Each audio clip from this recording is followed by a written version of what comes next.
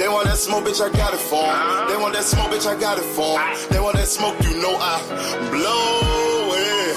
They call me Sunny Monster for a reason. I'm really dripping, leave a nigga bleeding. I get to squeeze and leave a nigga.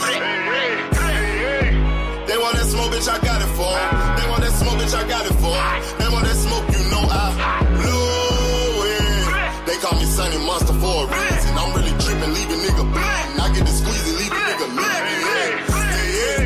Raw Molly got me all up in demon mode. Mouth moving like I done put clean in my nose. Trying to catch me up, I can leave with some hoes. He standing straight up, watch I make him lean with this pole. Would've thought he was closed, how that heat made him fold. Thought it was a game, he won't think no more. His brain's gone, nigga. It be exciting when I get to striking. Guns sound like thunder, hit you like lightning. Fight for your life, we don't do no fighting. We really hit it, nigga. We worse than savage, they calling us Vikings. Police be riding, we still be sliding. Told you we hitters, remember the time. They want that smoke, bitch, I got it for 'em. They want that smoke, bitch, I got it for 'em. They want that smoke, you know I blow it. They call me Sunny Monster for a reason. I'm really tripping, leave a nigga bleeding. I get to squeeze and leave a nigga bleeding. They want that smoke, bitch, I got it for 'em. They want that smoke, bitch, I got it for 'em. They want that smoke, you know I blow it. They call me Sunny Monster for a reason. I'm really tripping, leave a nigga bleeding. I get to squeeze and leave a nigga bleeding. How about I leave them holding like the Bible? AR-15, that's a high-power rifle. A in the army and assassinate rivals. Break that shit down, nigga. AK to anybody kill. I pop out, get the drilling and spilling. Stay on .62, gon' split 'em. FN, that's for any fuck nigga. You a plug, then I'm pulling up, nigga. You my lunch, eat these bullets for dinner. 5.0, eat 'em up, eat 'em up. SK, smoke killer for show. Drum rounds and cripple ops Draco. I got them all, you don't want no. They want that smoke, bitch, I got it for 'em. They want that smoke, bitch, I got it for 'em. They want that smoke, you know I blow it. They call me Sunny Monster for a reason. I'm really tripping, leave a nigga bleeding. I get this pussy, leave a nigga bleeding. They want that smoke, bitch, I got it for 'em. They want that smoke, bitch, I got it for 'em. They want that smoke, you know I blow it. They call me Sunny Monster for a reason. I'm really tripping, leave a nigga bleeding. I get to squeeze and leave a nigga bleeding.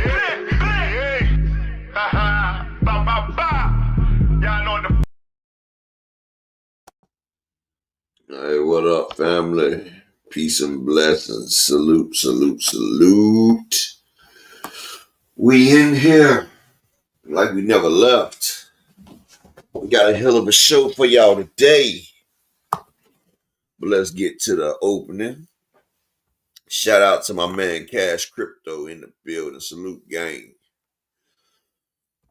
Shout out to my man All Things Big AMC FSG in the building. My brother Terrell Davis, what it do? The Queen Cassandra. This is Florida's Maid in the building. Salute, salute, salute. Shout out to my man Bank Hayes, Big AMC in the building. Fresh Baker with the motherfucking pies in the building. Salute, King. Got my man Openly LD TV in the building. Mr. Florida himself in the building. Shout out to my brother Brian the King Falcon. He said happy fight night. Y'all know we gonna have that thing in there in the chat room. We're gonna have the fight streaming. So make sure you come through. Busy. Salute to my nigga Busy in the building. Salute, King. Mr. M Pride. What it do, homie? Peace and blessings to you, man. Peace and blessings to you, Mr. M Pride. My nigga Brian the King Falcon, Big AMC FSG in the building. Tyrese Bowie. Salute, King. Peace and blessings to you. Peace and blessings to you. So, all right. So that's all the shout outs right now. Okay, cool. All right. First thing I want to do, I want to say shout out to the one, the only, October's own.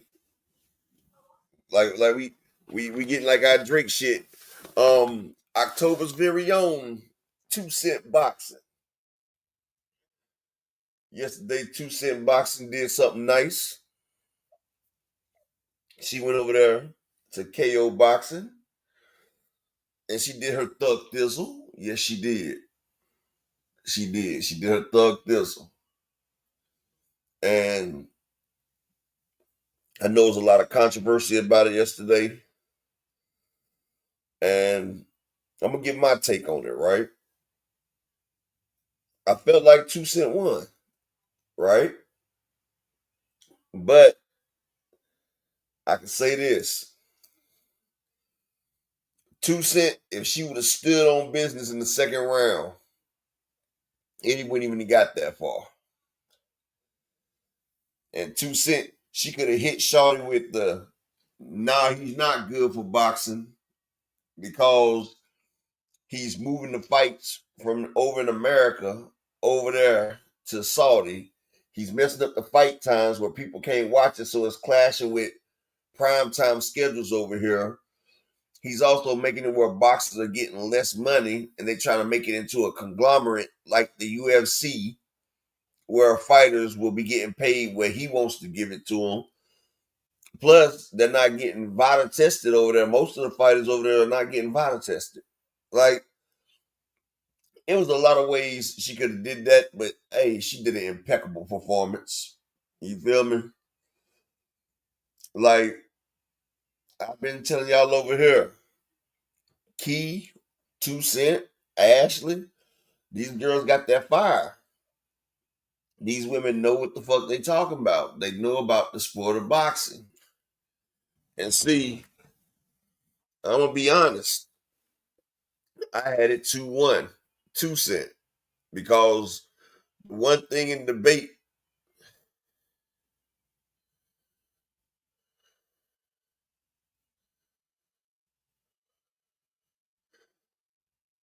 yeah, like, well, 2 Cent admitted that she agreed though, Cash. I mean, I watched it twice, but like I said, I think 2 Cent did a little Kendrick Lamar in the third round.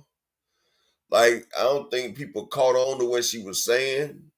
Like, 2 Cent went over a lot of people's head in the third round. Like, she was being real subtle with it. She was using their own argument against them. And I'm gonna be honest, shout out to Boxiana. Shout out to Boxiana the Menace. Because Boxiana the Menace, she was up against an immovable object, because Boxiana is with that damn LDBC club, right? So she already had the card stacked against them because they have to argue a dumbass argument. So shout out to Boxiana arguing a dumb argument the best that she could. You feel what I'm saying? She's already in a felt like running with that narrative in that group. She's already at a disadvantage because they have to go with the bullshit arguments that Blue Blood and them put out there. So shout out to her for being able to hold down a weak ass argument. You feel me? But it was two women debating. It was nice. I felt like 2 Cent won the shit. You feel what I'm saying? Like, anybody that argues for Turkey and Devin and shit, they already got a foot on their neck because they're arguing a stupid ass motherfucking argument, but they gotta stay on code. So when they gotta stay on code, you gotta respect the fact that they can argue that shit. The only thing I really didn't like about the debate was the meat mushing motherfucking judge. Like, first off, nigga, what the fuck did Earl Spence have to do with the whole motherfucking damn debate, dog? Like, that nigga Ronnie, bruh, like, he inserting his own points. Like, nigga, we had a clear guideline of what they was debating on. Like, nigga, you was inserting your points on what you wanted your argument to be. See, next time you gotta get some damn judges that's gonna keep to the script instead of meat mushing Ronnie. Like, I don't know what type of points he was trying to put in, and Dub Rightside surprised me yesterday. Dub Rightside kept it real, kept it 100. He didn't do that in my debate. That nigga poured towel on me. You feel me? Exactly, Cash Crypto. That's what I was saying. I was like, damn. If anything, KO need to put Ronnie versus 2 Cent because Ronnie seemed like he was doing the debating. Salute to my nigga D3 in the building. Yeah, like Ronnie, was you debating or was Boxiano debating? Yeah, he made it about him, bro. Like, that's why I say KO need to make Ronnie versus 2 Cent since he wanted to be in it like that. You feel what I'm saying? Like, but see, one thing about it though, when I see two women doing that shit right there, Jay Grant Jr. salute. When I see two women, I just love the fact that two women is able to articulate and communicate the sport. You feel what I'm saying? We need more women into boxing. You feel what I'm saying? Like, I wish my wife would get into the boxing like that. You feel what I'm saying? But yeah, like, I don't take nothing away from neither female. I just felt like 2 Cent won what she won. I mean, Boxiana, you know, she had she was fighting from a losing side. Because, you know, like I said, her team, they pushed that false ass narrative and them bullshit arguments. So she had to stay on code. She had to stay on code. But like, you know, like anybody from that side over there, they already gonna be handicapped because they gotta stay on code with a bullshit argument. So, you know, they gotta keep putting the argument down. They gotta stay on code. But yeah, if like I'm just saying like that whole debate was built to ass to me though. It was like 2 Cent brought out the belt, the strap, and the switch, and she was just letting it fly on ass. I feel you, Cash Crypto. Malik Taylor, salute. But yeah, but 2 Cent, hey, hell of a debate, 2 Cent. You did your motherfucking thing, 2 Cent. If anything, 2 Cent, you need to tell KO to let you go against that nigga Ronnie. Because he was debating you and putting more points than Boxiano was. That nigga was debating you from the judges. That nigga was debating you from the judges' point. I that's what I said, 2 Cent. I said you did a little Kendrick Lamar in there. You was a little 2 Cent Lamar over there. Like, they didn't catch a lot of your motherfucking shots. Like, you was aiming too high and it went over a lot of their heads. I called them. I'm like, damn, she using their own argument against them, but a lot of people ain't cerebral enough to understand what you was doing. You know, it's like rap done got away from the bars. Rap done got away from the bars like a prison escape. You know, you can't use metaphors in rap like that no more because, you know, the quality of listeners done went down. So, you know, when you in your debate, you got to dumb the debate down. Well, Jay Grant, I'll say she all right. I wouldn't say, I didn't see nothing about a beast last night, Jay Grant, and I'm just being honest. I'm just being honest. I'm just being honest. The motherfucker, the, the motherfucker that really was the beast was the judge. Motherfucker Ronnie was doing more points than Boxiana. I'm just being honest. Exactly, Thomas Hill. Like, shit. But like I said, Boxiana did her thing arguing the point that she had to argue because they side be on some bullshit anyway. So she had to argue a dying point regardless.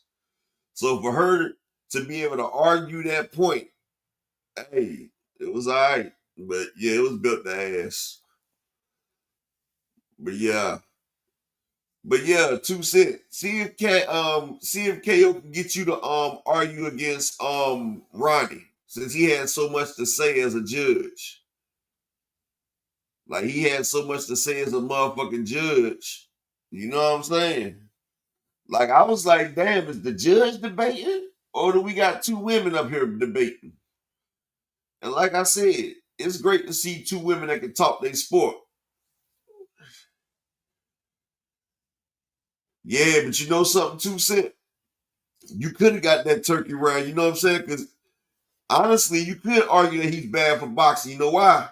Because he's putting fights at different time slots. He's taking the fights from America, putting them in Saudi, where it's getting less views. The fights are getting less views. They're doing less money. They're losing money.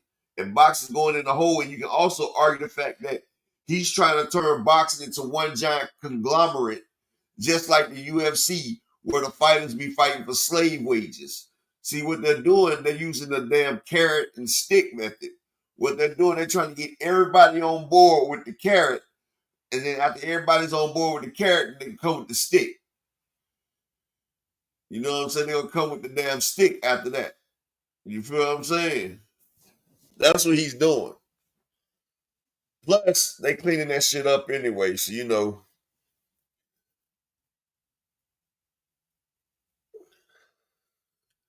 But yeah, all in all, you ain't got nothing to be ashamed of, 2 Cent. I was over there. I beat the nigga ass over there. Even KO said I wanted to beat, but the right side of them said I lost.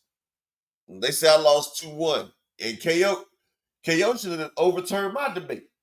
Shit, but he didn't. But he sat there and said that's wrong. Upper won that shit, but you know it is what it is. Shit, you know what I'm saying? A lot of this shit's a popularity contest.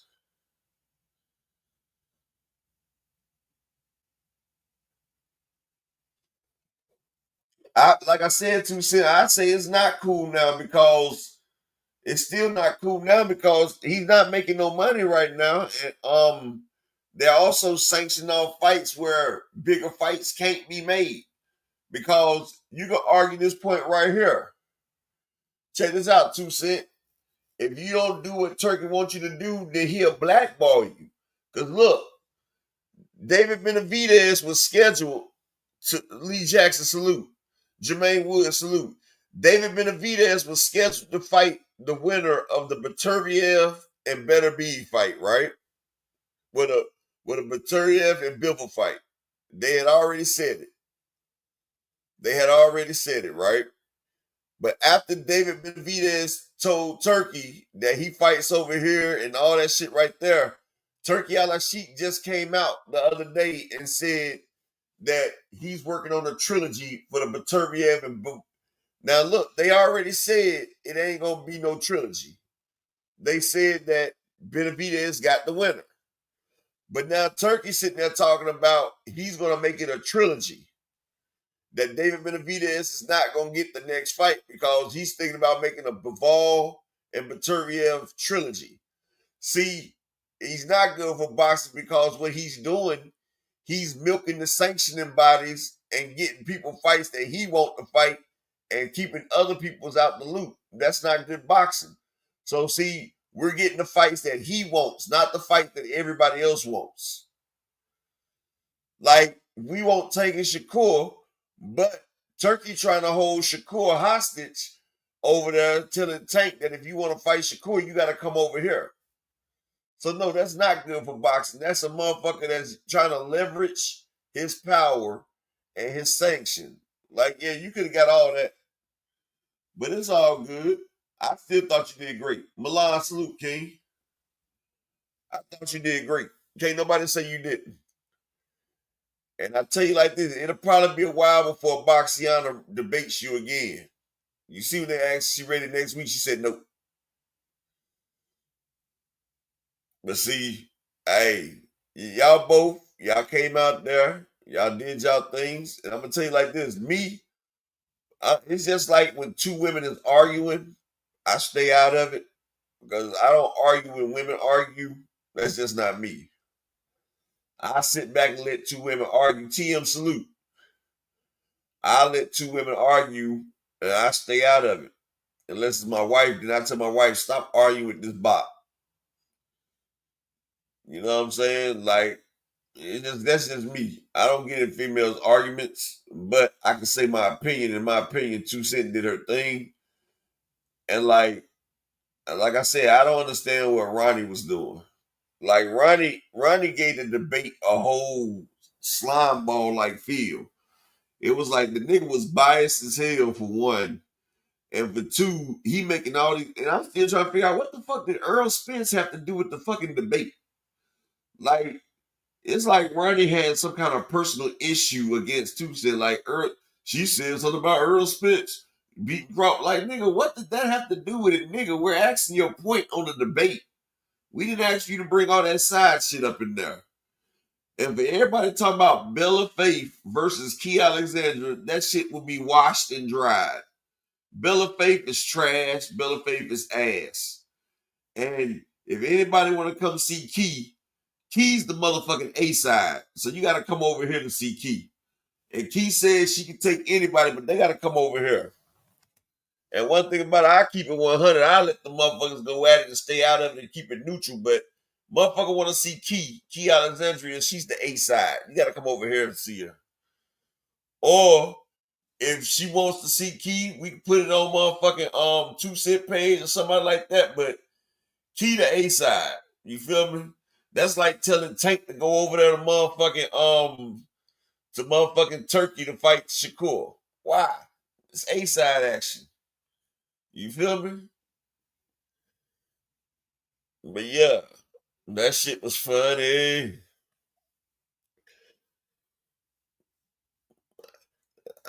I actually seen KO get a little upset yesterday. I said he's starting to get mad at that chat. That chat was going crazy. That chat got Boxiana mad too. Boxiana talking about y'all niggas is weird. And I'm just sitting there just like, damn. But see, that's why when I go to other people's chat, I don't even really say nothing no more. Because I don't want to get shit started in chats. I don't want to take away from shows and shit. Because, you know, I got a lot of motherfuckers that they don't like to see me. So you feel me? Yeah, the chat was lit.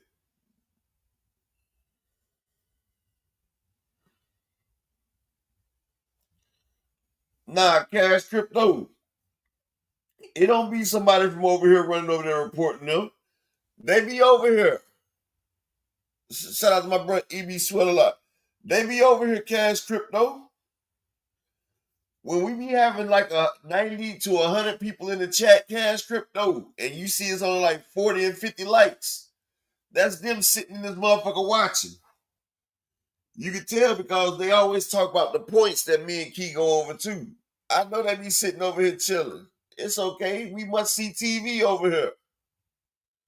This must see TV over here, baby. You know what I'm saying? We do our thing. We get our thug thistle going. You feel me?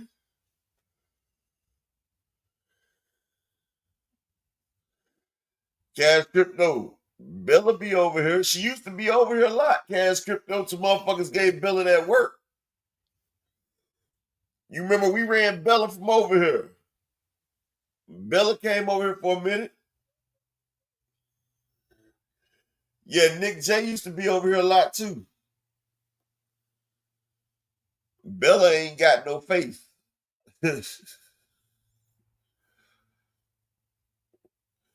Honestly, Bella Faith, that's Bruce Faith. But you know, I'm standing out. Savage Bowl, salute, King. But yeah, 2 Cent need to run it. 2 Cent need to run that shit with Ronnie.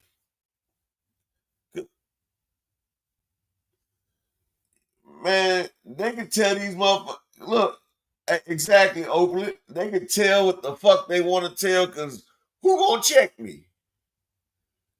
Nigga, I'm almost all the way healed. I will be going back to fights again. Ain't nobody gonna say shit to me in person about it. Slogan 1, salute, King, peace and blessings.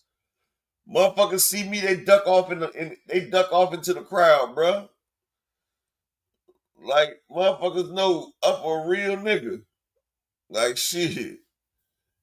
I ain't Apex the guy for nothing. Motherfucking Apex Predator out here, bruh. I'm an Apex motherfucking Predator. Nigga, motherfuckers will get a fight before the fight. And if I got my little niggas with me, them niggas be wanting to earn stripes fast as hell. My little I'm the reason why Ness stopped going to motherfucking fights. I would have tear his goddamn police ass the fuck up. Police ass nigga took my motherfucking money and ain't sent my shit off. It's all good.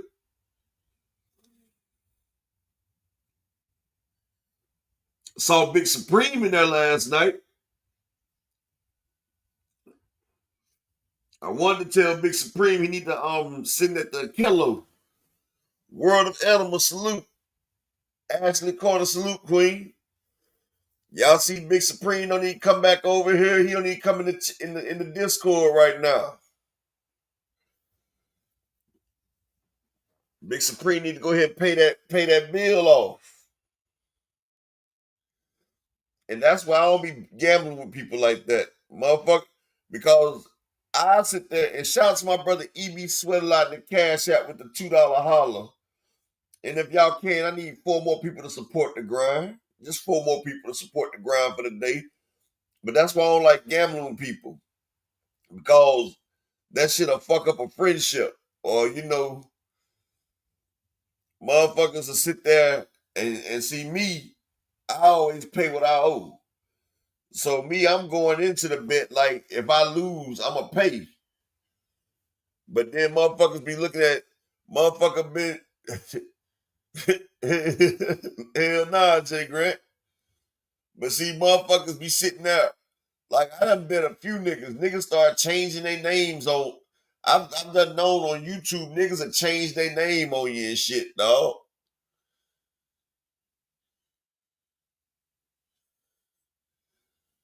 You know what I'm saying? Niggas have changed their name on you and come back like they somebody different, like they ain't make a bet with you. You feel me? That's why if I bet somebody, I make sure I bet somebody I know. We done did dealers before. Like, motherfucker ain't about to shoot at a rabbit without no gun. Come on, man.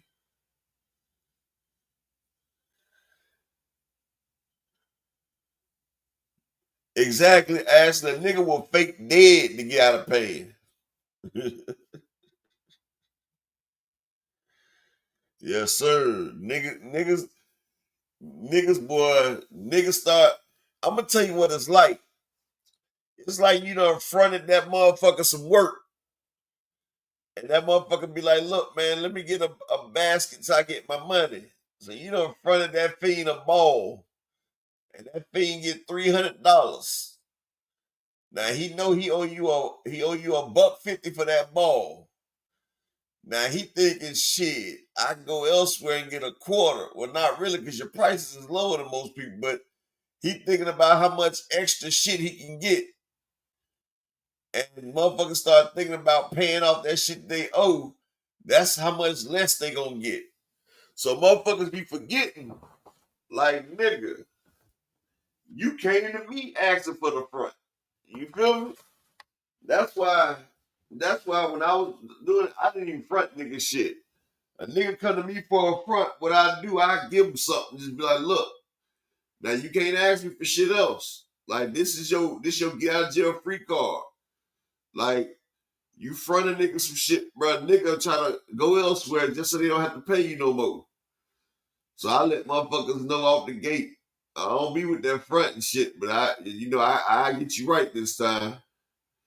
Salute to my nigga Teach in the building, his militant ass. And shout out to my Vice General, Alan Sostain from the VPN game.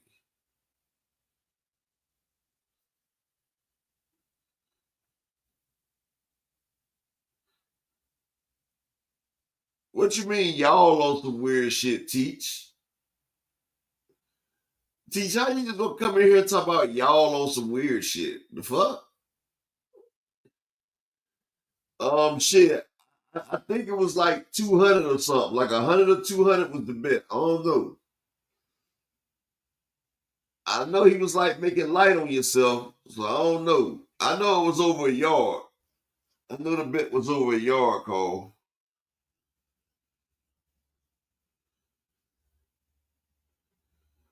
Oh, you talking to cash? Oh, okay.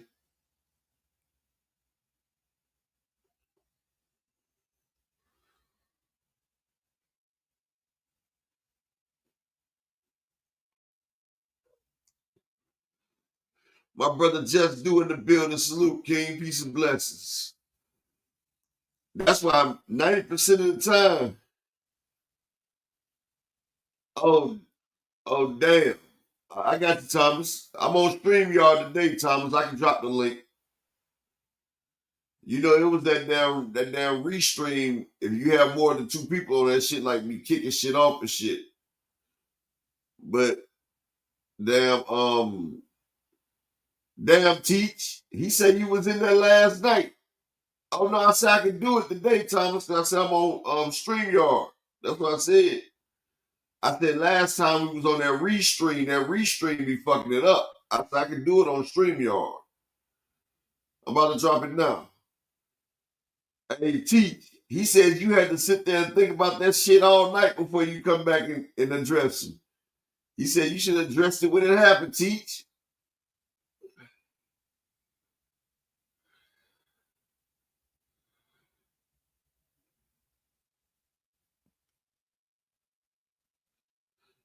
They go to link.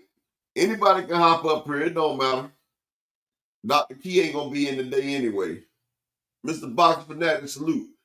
Matter of fact, it's an open set tonight. I'm gonna let the set be open for the day. It's an open set. We get this shit popping.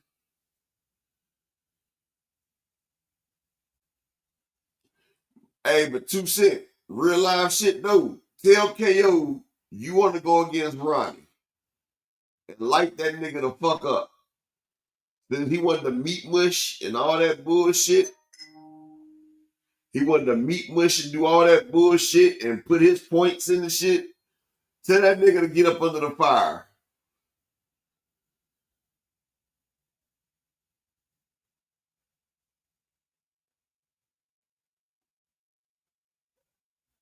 Tell that nigga bring his ass to the fire.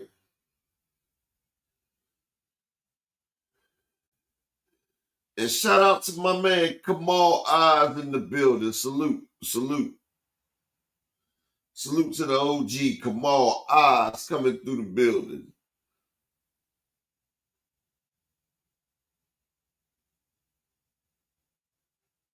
But that shit be crazy as hell. But yeah. Hold on 1 second. Shout out to Mr. Chairman Thomas Hill in the building and Cash Crypto. What it do? Man, this little hoe ass nigga gonna talk, say some shit to me. I wasn't the one that got that little nigga butt hurt. It was somebody else. Nigga, little soft ass. Yo, let me say this, man. Shout out to my main man, Crash Crypto. Shout out to the good brother Apex, the guy, upper echelon sports ball, man. I wanna say this one thing, man. Hey, that was a fantastic debate last night, bro. That was a fantastic debate. I felt like 2 Cents did win the debate, but I ain't mad at what happened, man. I mean, ultimately, it was, I think, where we see stuff happen in sports on these platforms with regards to fighters, I think the same thing played out last night in that debate. There are people who rock with 2 Cents, and there are people who rock with Boxy, and I think it all stems over who they support as fighters, and everybody lined up. And I think the one thing that kind of like played a factor in what happened in the end was the fact that they felt like it was 1-1 going into the third, and one person had it 3-0, which you can make a case for 2 Cents. You can make a case that she won 2 and 3, because I thought 2 was the closest round. I thought she won 3. I honestly thought she won 3. I thought that if you're gonna give her 2, give Boxiana 2, because she agreed to a point. She then came back later in that round and agreed that Turkey getting rid of the Ali Act was bad too. So you got 2 things canceling one out. So who did make the better points? I felt like the better points in 2 was made by off the rebuttal. Off the rebuttal was made by 2 Cents, so you could edge 2 to her as well. But I did give 2 to Boxy as well too. But I had it 2-1. But I think that was the thing that probably led people in there, because there was so many people saying it was fixed. It was fixed. they doing this and that and that, and that was coming back to back with the Deem and the BFTB debate too. So I think that's what led to the decision that he made. But that being the case, 2 Cents ain't got nothing to hold her head about. Her first time up there, and she smoked. She absolutely smoked. Did better than a lot of seasoned people up there doing that thing. So shout out to her. I mean, I don't want to hate on nobody. Shout out to Boxiana. She did a dang good job up there as well too. And shout out to the judges, man. You know? Thomas Hill. I felt like this. I said 2 Cent put belt the ass for one, right? Yeah. But I said Boxiana was already at a disadvantage because her side be arguing that dumb shit anyway. Yeah. So she has to stick with the code, and Yeah. she has to argue that dumbass shit that Blue and all them put out there. So for her to even be able to argue that dumbass shit that they be arguing, she has to. You feel what I'm saying? So she's already Behind the at a bar. disadvantage. You know what I'm saying? Facts. Because And she gotta argue for shit that she know in her fucking mind ain't fucking true. They know that shit ain't true. and it's and They don't believe that shit, but they gotta stay on code. So I'm I glad get you said her that too. to argue some shit that she don't believe. Now, I ain't with no politically correct shit. There's no argument that you can make to get Boxiana all 3 rounds. No, you cannot. Hold on. You got hoe ass. You got some hoe ass It niggas. shouldn't even have been a third round, honestly. Yeah, that's my point. Like, you got these hoe ass niggas like Teach talking about Boxiana won all 3 rounds. Nah, she didn't. She lost clearly the first. She lost clearly the first. She got smoked on the first round like some good piff. The second was really close. The third, I thought 2 Cents. Even KO said that she got smoked the first round. Teach, that's what I say. Teach, you don't really know shit about shit, honestly, bro. And Key ain't here to get me off your ass today. All she did in the first round, y'all, was read a bunch of shit off the first Google search she did on First Stars. off, hold on for a second, Cash. Hold on for a second. Yeah. Like, I still ain't forgot about you going on that line on my goddamn name, Teach. You did that shit. Then you always say some shit in here trying to get me wrong. And then when I prove your ass that the shit wrong, then you act like you don't mean that shit that way, dog. Like, nigga, I know what you is. Won't you just come out there and be it, bro? You a op.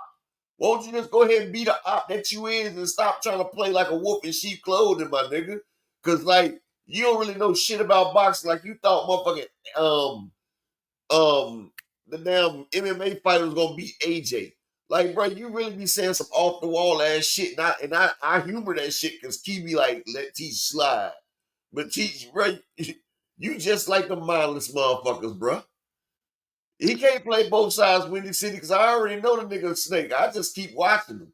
I got my he just don't run over a cobra. But I want to run over a cobra. Damn shapeshifter. I just leave the cobra sitting there in the cage because body at the body. Hey, yo, up. I want to say one thing that you just said, man. The staying on code part, I think that was the whole gauge of the damn debate. It was like people who stay on code with Tank and the people who stay on code with the anti-Tank was fused together, and they had their impression of how the thing went, man. Being honest and biased, dog. I don't be wanting to change shit with you, bro. You a weak ass motherfucking snake ass nigga. That's just you. I ain't trying to change you, nigga. Just like I don't try to change hoes. I let hoes be hoes. And I let snitch niggas be snitch niggas. And I let snakes be snakes. All I'm just saying is, nigga, you can't fool it over me. I know what you is, nigga.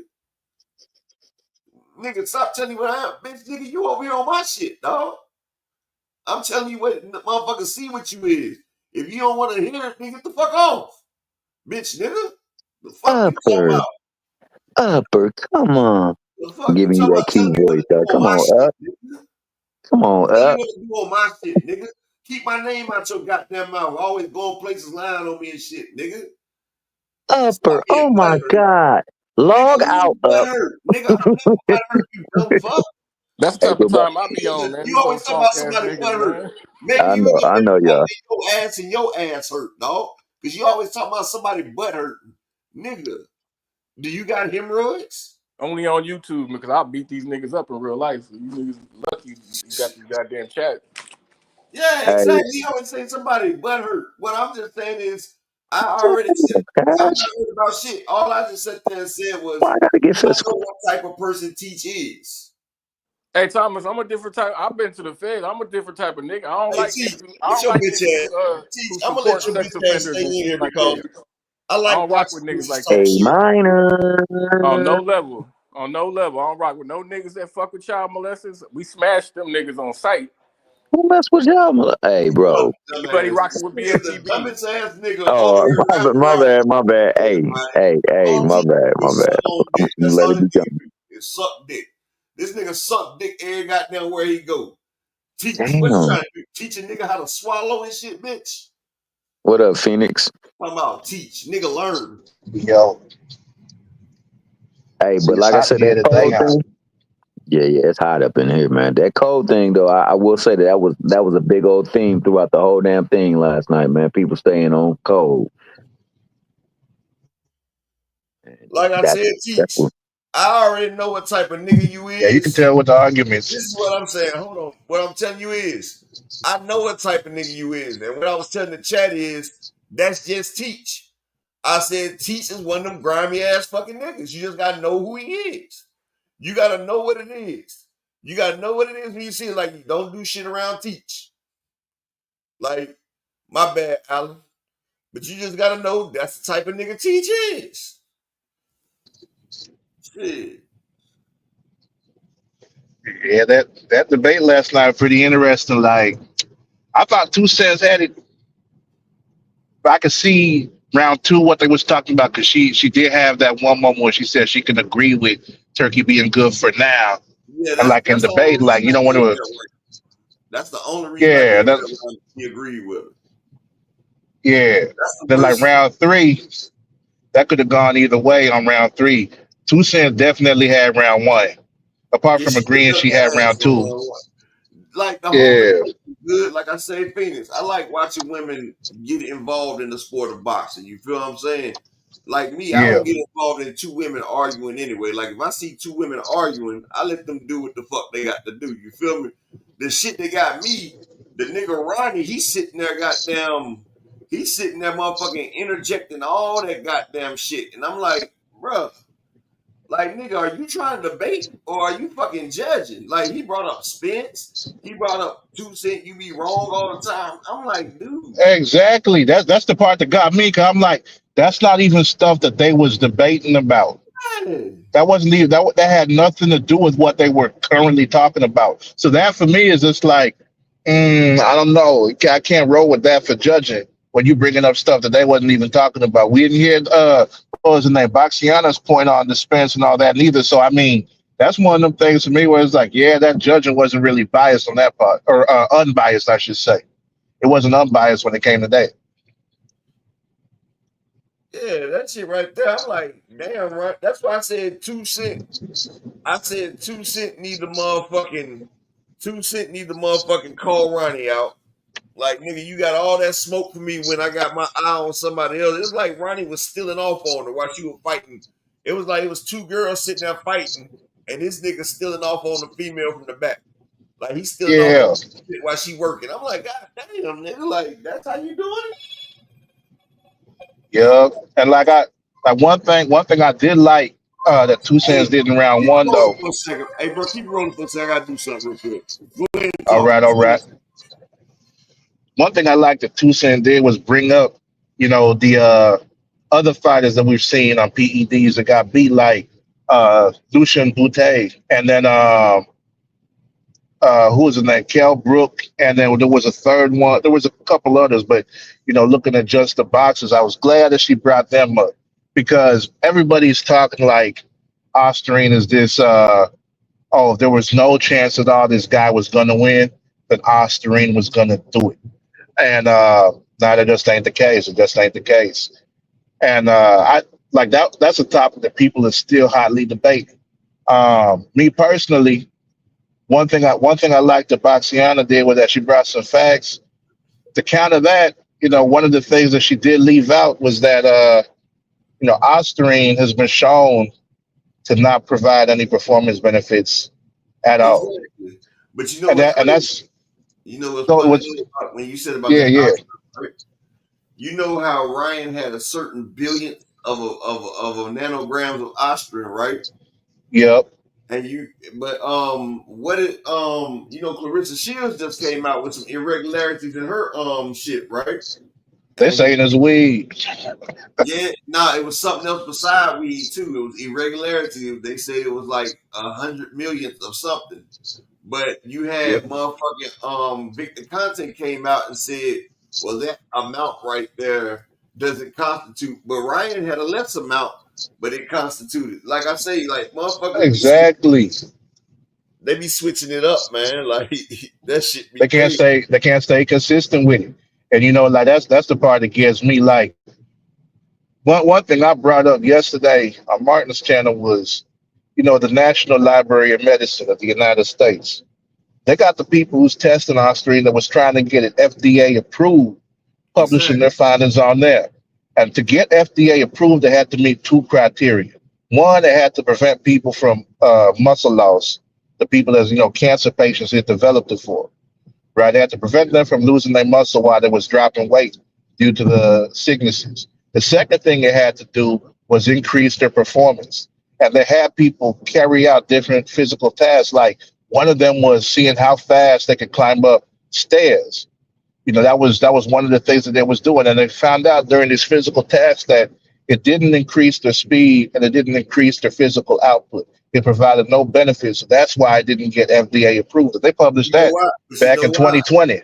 But you know why, Phoenix? It says because ostarine, it takes between 8 to 12 weeks for you to see the benefits of it. What people don't realize, ostarine helps you not to lose muscle while you cutting your weight. It helps. Yeah, It helps you your lose muscle. fat and water. Yeah, it helps you to lose fat and water. It helps it where your body doesn't cannibalize your muscles.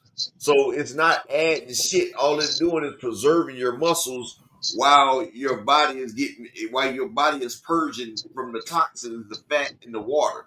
And it takes Exactly. 8 to 12 weeks for you to notice an increase in strength by you working out. If you don't work out, then this shit still won't do nothing.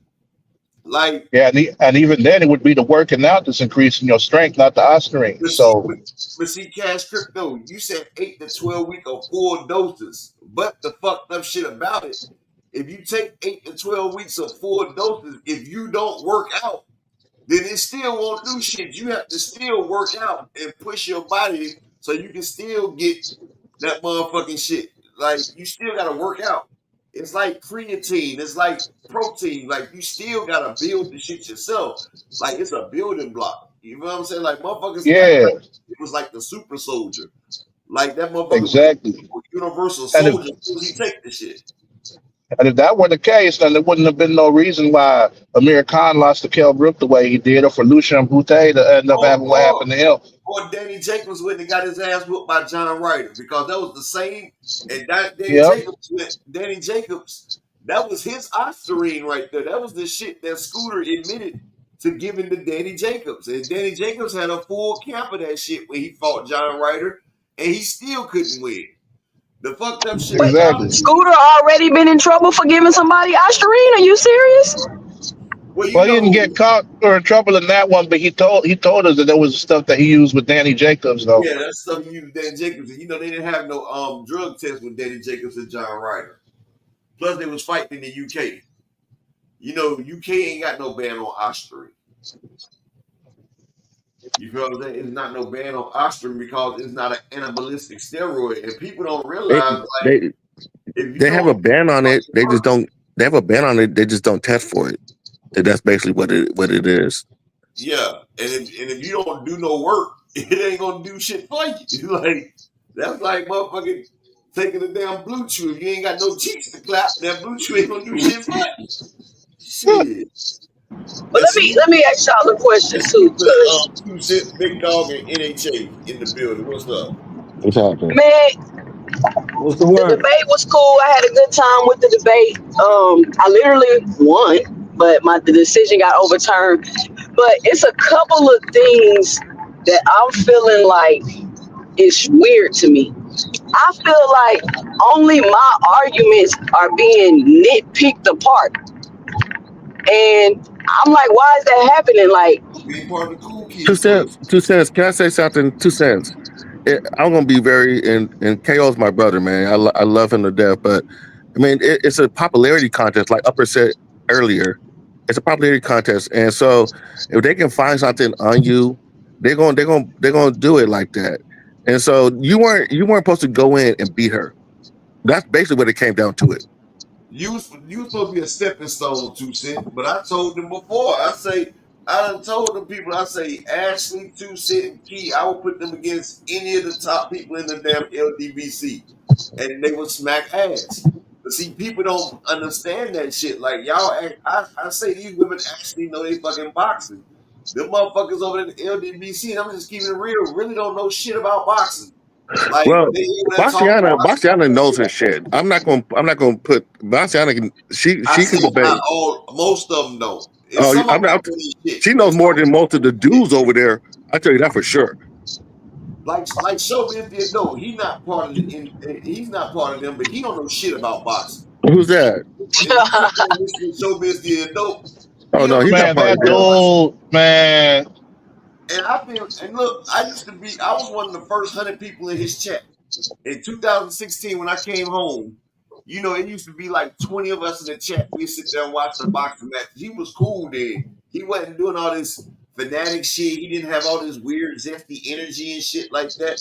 Like, he was a cool, humble nigga around 2016. And then, you know, after old boy, what's the nigga name that be sitting all the big checks that Blue Blood be getting happy about?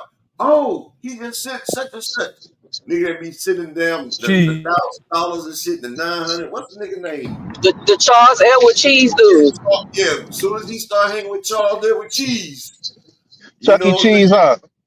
Man, Charles Edward Cheese be giving them niggas that cheese, bro. And he be flying their ass out and shit, bro. And every time they come back, I'm not saying something wrong with the man, but they say every time motherfucker, you know, Blue Blood be having the Jerry curl when he leave from over there. You know, Showbiz the adult. That nigga was zesty after he leave there. You know, I'm just being. Okay, you Whoa, be killing me. You be killing me up there.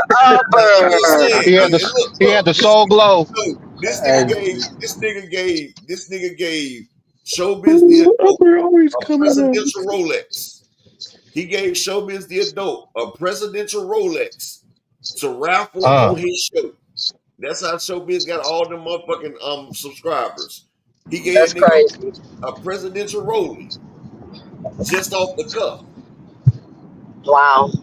and, and, But let and me. that's how and that's how Showbiz got over 200,000 followers. Like that nigga gave Showbiz a Rolex and told Showbiz But they to didn't do a stay. raffle for his subscribers. And Showbiz gained over 200,000 subscribers behind that Rolex.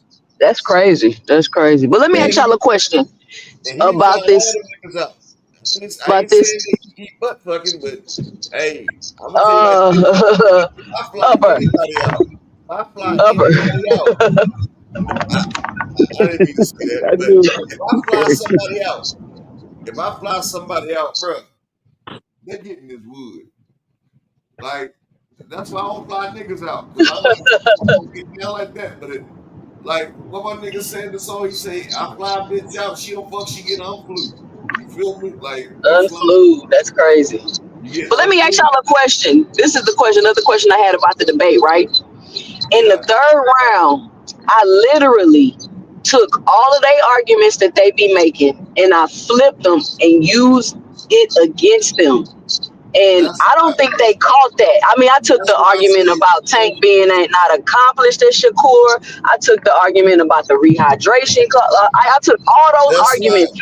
Two cents boxing, you Remember, I said can't, like I said, you Oh no, can't do I I know anything. noticed you it. did the I Kendrick noticed it. Lamar shit. You did a little Kendrick Lamar on them. You went above their head. That's But Two how let I me. cents know. This is a boxing. question I got about the rehydration clause. What does it matter if the rehydration clause is implemented by the sanctioning body or is implemented by the A-side fighter? If you believe a rehydration clause puts you at a disadvantage, it's at a disadvantage no matter who implements it, and that's Two the cents point that I boxing. was Did trying you to make. win? So, Did you win? You won, right? Well, that's the thing. They pick and choose. They pick and choose I think, because hold Two you on. would cents have. boxing. You Because if Hold you won, on, look right? at Sam. Hold on, what Sam. happened last year, Hold on one The second, 2 Willie. cents boxing, you Hold won, on, right? Big Dog Willie. Hold on 1 second. 2 Cent, you can't really say that because the IBF enforces an even stricter weight clause. You feel what I'm saying? Like, so No, you that's really not can't. my point. That's they point. And that's the point that I will always try to make. Like, how is a rehydration clause putting you at a disadvantage if the sanctioning bodies use it? That was Yeah, always my question. exactly. And And it's not because the IBF does a 10 pound. The IBF does a 2 exactly, pound. See, the Anyway, thing you're supposed to have exactly. that weight anyway. Why people always complain And about I said, and that's why dehydration I stuff? said in the debate, I said, according to y'all, a rehydration clause is going to make him weight drained and weak. I said, according to y'all. So this is y'all's argument that I'm using. But yeah. then they want to Yep. flip it and say, oh, well, since you said that you lost. But how I lose with y'all own talking point? This is y'all No, talking point. no, you didn't lose. And this is what I'm going to say to you. I'm going to get off of here, but 2 cents, you didn't lose. Somebody just, they wanted somebody else to win. That's basically what it came down to it. And that's just, and don't try to overthink what happened last night Hold on because one you didn't, second. there's nothing happened. You You did just fine. should step out thinking about it. Like I told you, you wasn't scheduled to win. I mean, you ain't got a big enough platform, 2 Cent. Like I said, it's a popularity contest, 2 Cent. It's a popularity contest. They knew who they wanted to win. You know what I'm saying? Like that's why I even said before you went over there, I said it's gonna be some bullshit. You feel what I'm saying? And what you need to do is right there with Ronnie, you and Ronnie need to have a debate. Because Ronnie, I didn't know if Ronnie was a judge or a fucking debater because I guess somebody ain't tell Ronnie what a judge supposed to do. A judge is supposed to critique what's going on, not to insert their own points and bring up other shit right there. That's not what a judge does. Ronnie was doing all Yep. the damn rebuttals. Yeah, Ronnie, you was doing rebuttals. That's not a job of a judge. The judge is supposed to go over what was said that round. You was rebutting like hell, dog. Like, Yeah, because for him if to you bring up can Errol judge, Spence and whatever else when y'all yeah, wasn't even nigga, talking Earl about Spence, that. like you was wrong about Earl Spence. That shit ain't have nothing to do with that debate. So, Ronnie, you need to go ahead and set up yeah, that's why y'all need to set up a debate, Ronnie. Because it seemed like you wanted to jump in there and get in there. You feel what I'm saying? Like, yeah, exactly. You're supposed to And debate. Ronnie, I need you to come up here and tell me how I lost the third round, according Y'all, to you. y'all can do that another time, Susan. Oh, my bad.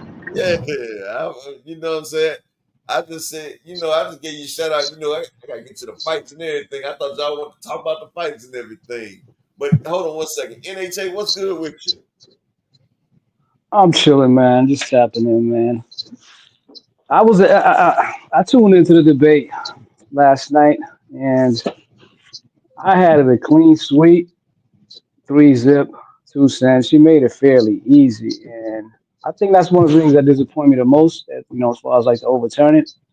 Okay, granted, you felt she made a mistake or whatnot, blah blah blah. But when it's such a decisive ass whooping, you gotta let that mistake or whatever slide and shit. And I'm saying that as a person who's actually on the other side of the argument. And shit. I Yeah, don't agree with most of the shit 2 cents be talking, but but you know what I've I gotta always call it thought. even. NHA, I gotta call it even.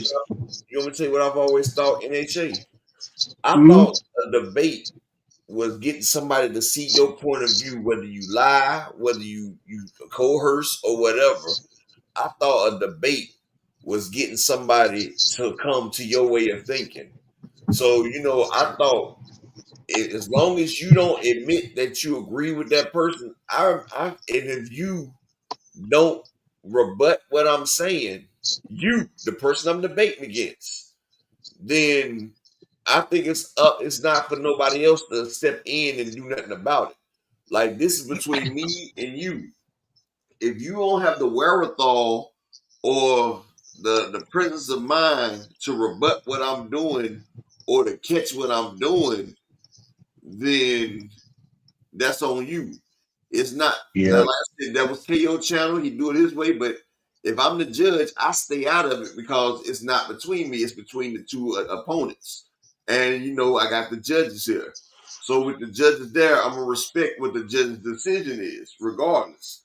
especially if I've never done it before. You feel what I'm saying? Because we've seen some terrible decisions over there with the judges. Hell, I was involved in one when I got robbed over there for real. That was a real robbery. But, it was what it was. Even the chat said I won, but, the two judges, Dub Rice and them, I was going against the LDBC. I got beat. Even though everybody said I won. It wasn't overturned then, but like I said,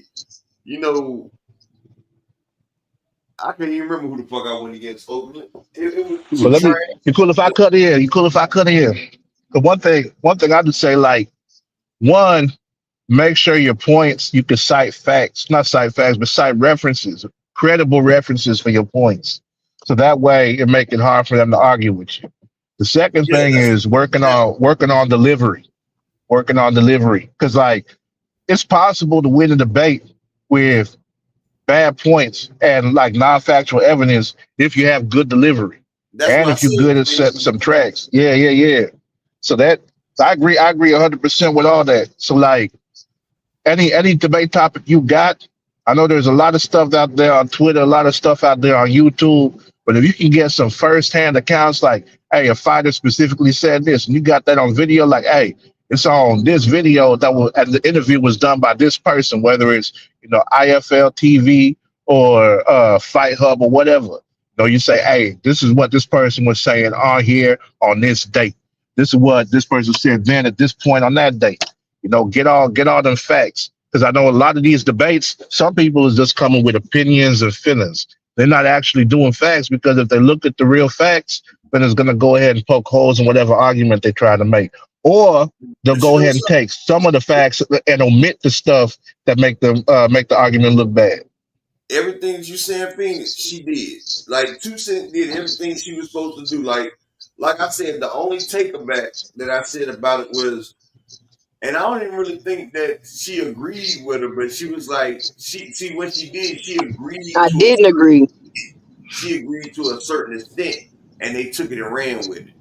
Like, Yep, and that was the because see what thing. But she she, did. but she agreed with Two Cent too on one topic. What She was it? did I, with the um, Ali Act, but they don't finish what I yeah, saying. I said I don't disagree that he putting on decent fight in the short term, but in the long run, it will be bad for boxing because he's literally just Exactly. baiting y'all in till he Yeah, get what he wants. And that's why I But said they you I always would take have. a half of something. They don't never take the full thing. Like that's what that side does. That's what a lot of them do. They'll They take don't one, like context. yeah, they'll take one insert and run. Like now they talking about Tank admitted that he ducked. Like Tank admitted that he ducked. No, Tank didn't admit he ducked. He said if y'all want me to come over there where y'all about to stack the cards against me, then I need them Ferraris. So he didn't duck because Turkey didn't send the Ferraris. Like that's what they Yep, do. They take the last part of something and they take the context. They don't never give you the full context of the shit. Like they give you bits and pieces. They give you like a snippet. Like they give you a yep. snippet that can go either way and it be fucked up. And like I said, 2 Cent ain't got nothing to be wrong about because she handled her business. You feel what I'm Oh saying? yeah, she. I just think next time she might need to dumb it down for some people because they don't understand what she was saying. But I thought it was built to ass. But like I Oh said, yeah. it was a The one great debate. I I like to thought it see was too. two women up there that know they shit. You feel what I'm saying? I like to see two women that love their shit. I mean, that know their shit and love the sport of boxing. Because I love the sport of boxing. I spent 40 some years of my life in boxing. When I first learned how to walk, I was throwing a jab. You feel me? I was jabbing the Yep. air. Like I said, I wish my wife would get involved in boxing, was trying to learn the sport of boxing. But both the women's like they both know their shit. Some people get more hype than is deserved, and some people get less hype because they're less known. But 2 Cent, like you are forced to be reckoned with, and your stock is rose.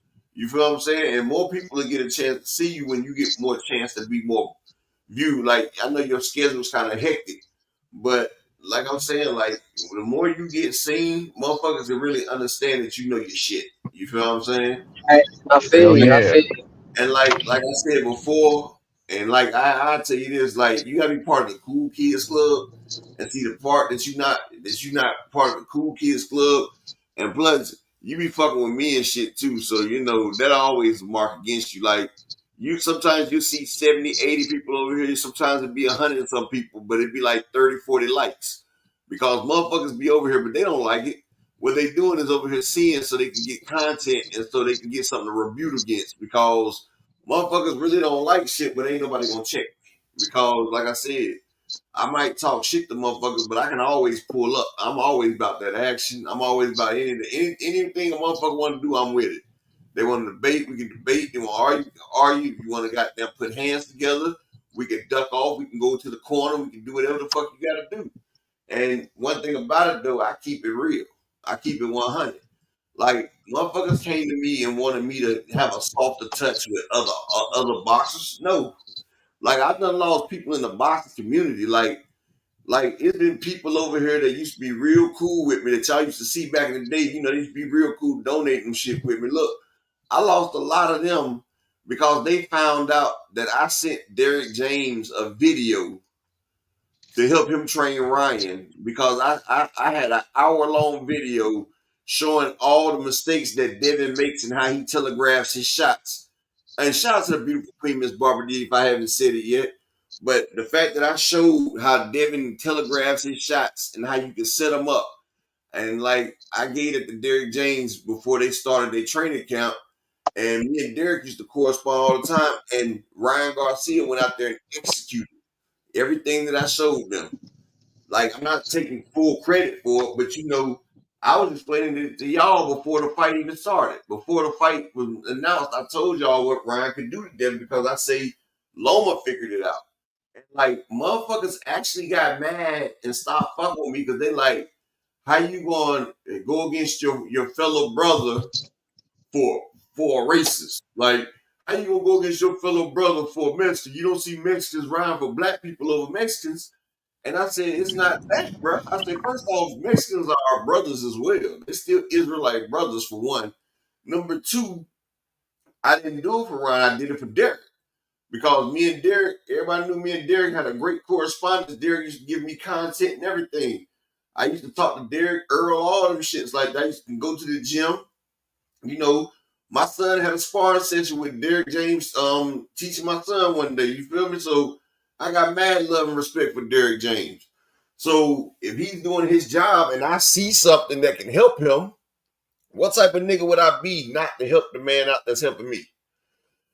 And so I know they not tripping about nothing like that the way they was acting last night when I tried to bring up inequalities and shit like that about black people in Turkey. They was like, "Oh no." like I lost some people that I thought was cool. Like they stopped fucking coming over here when they found that shit out. And shout out to my brother Slogan One in the cash app with the $2 holler. And if y'all can, I just need 3 more people to support the grind. Can I get 3 more people to support the grind for the day? But yeah, they actually got upset because I helped Derek James. And like I told them, I even said it on live what Devin was doing wrong. I sat there and said what Devin was fucking up at. So Bill could have seen it and fixed the shit, but they chose not to. So how you gonna get mad at me because I did that? You feel me? Like that shit crazy. But you know, people is what they is. I don't know most of these people. That's why you know I got a community that I rock with. I got my motherfucking my day ones that's here. You know, we got the group. We got the chat room and shit. Like we about to do a movement in this motherfucker this year.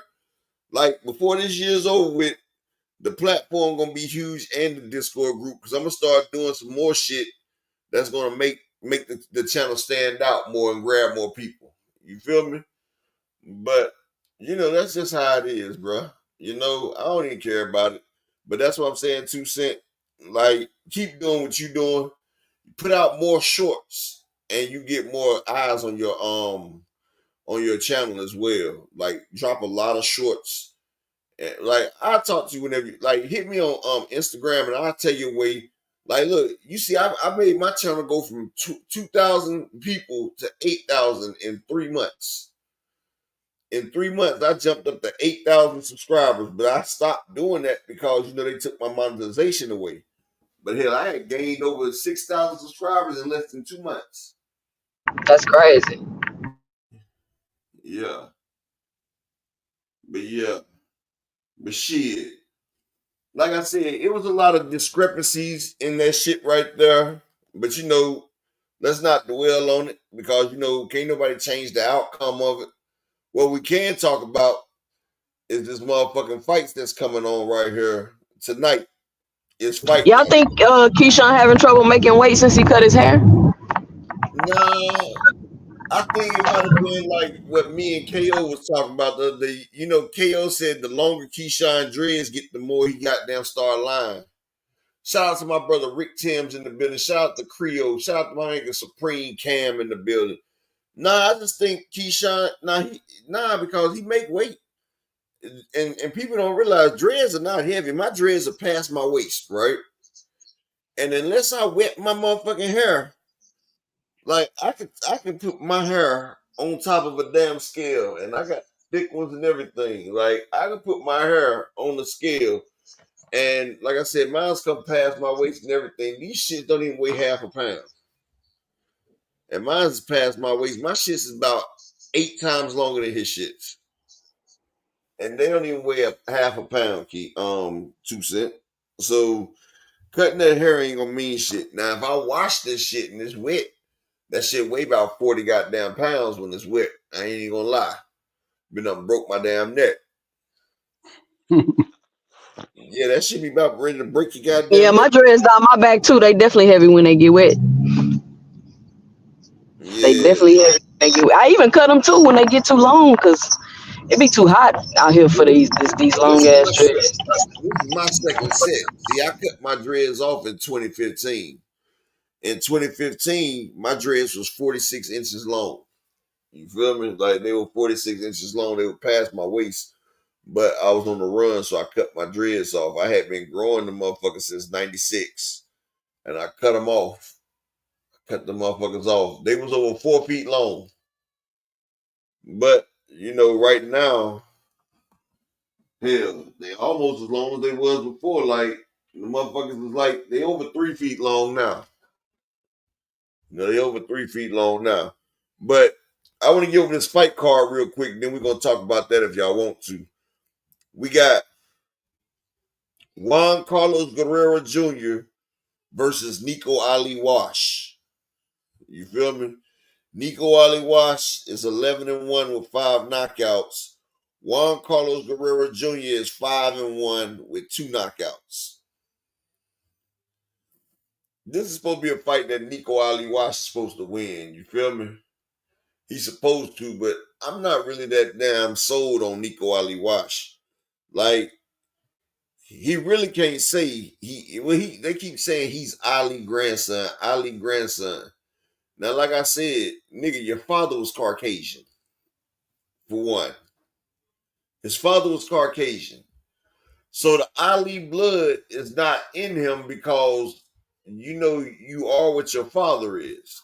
In the Bible, in Deuteronomy, they tell you are what your father is. You feel what I'm saying? So you are whatever your father is. So your father's Caucasian, so you don't have the Muhammad Ali genes in your system. You got the damn motherfucking the Tommy Morrison genes in your system. You feel me? And matter of fact, it's a lot of damn fights on this card. Key's not here. I'm about to do it like this. Look, we got Beranchek versus motherfucking we got Xander Zayas versus Salawat Fumer, right? This guy is 20-0 with 11 knockouts, and Xander Zayas is 20-0 with 12 knockouts. This is a serious fight right here. What you think about that one, 2 Cent? NHB, Phoenix. What y'all think about that fight? I think it'll be a fairly easy fight for Xander because that dude, I don't know who the fuck he fought. Excuse my language. I think he's a European fighter. So who's he really fighting out there? At least we know Xander. I got a couple. He's from Germany. Yeah. So I think he's just one of those dudes with a padded record. I think it should be a fairly easy fight. I don't know if I should put some money on a knockout or not though, but I think there'll be a wide UD for Zayas. Oh, okay, okay. Hey, we got my man Rohan Polanco, who's 14-0 with 9 knockouts, is going against Gene Torres, who is 22-1, 17 knockouts. This is welterweight. Hey, this is a hell of a fight for Rohan Polanco, bro. 22-1 with 17 knockouts he going against. Hey, I like this fight. This is a good card now that I think about it. But y'all, Now I think I decent. want to give it to Rohan Polanco because I'm going for him, but this is a dangerous fight. Dude got 22 wins with 17 knockouts. Yeah, Yeah, me I mean he personally, can like crack. I ain't gonna lie. I'm not too hyped about this card for real, for real. I ain't gonna lie, but I mean, shoot, like the only fights I'm even halfway interested in, like I know Ali grandson, but even though he ain't really showing like Ali, I do want to see what he's made of. I know his last fight, it wasn't really anything special, and I think that was his first loss. I want to see him get to a point where he can step up the competition, and we really see what he made of. Yeah, Because it's kind of like this at the same stage as what's his name, that wanna be Emmanuel Augustus from the UK. What's his name? That dude that keep trying to act like Ben he the Whitaker, that fake ass Ben Whitaker. yeah. Yeah, so like I kind of look at Nico Ali Walsh as kind of being in that same boat right now.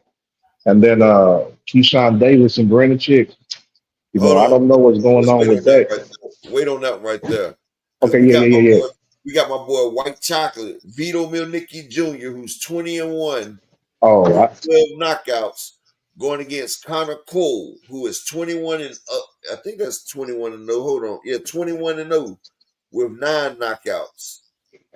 thank you. So he's going against the undefeated fighter as Oh well. yeah. They're going for the vacant USBA, WBC USA, and the WBO international middleweight titles. This is going to be a good fight. Vito going against Okay. the undefeated fighter. Man, I was almost when you said white chocolate, I was almost thinking that was that one kid, Nikita Bobby. You remember him?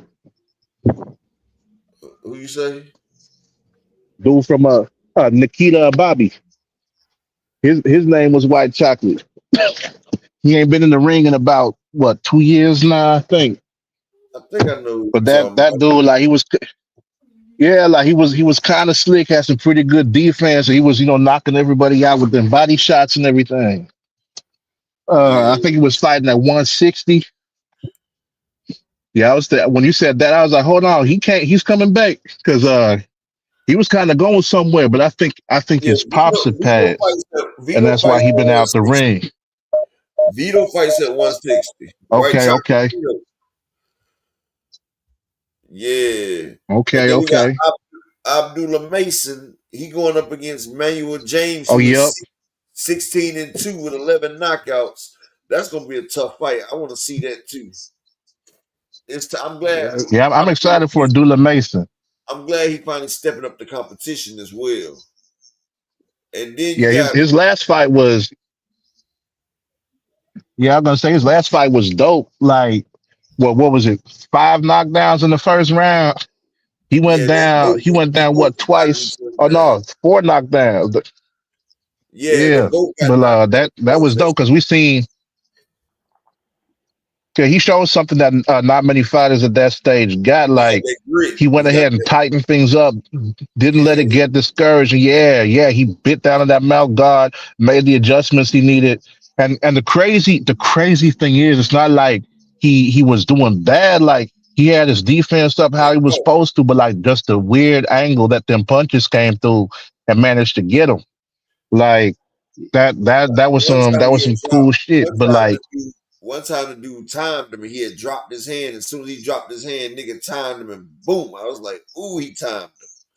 But hey, And I he think showed me that he ain't got no quit. How he just kept coming back at it. I was like, "Yeah, that's what I'm talking about right there." And then we and I he got got think that both of them dog in him. blows. you Both of say them what, bro? blows caught him on the. I think both of them blows caught him on the temple, which is which usually will get you down quicker. Yeah, that shit's supposed to daze you and shit. But he snapped out of that shit. Like when he dropped the dude the second time, he was still drunk.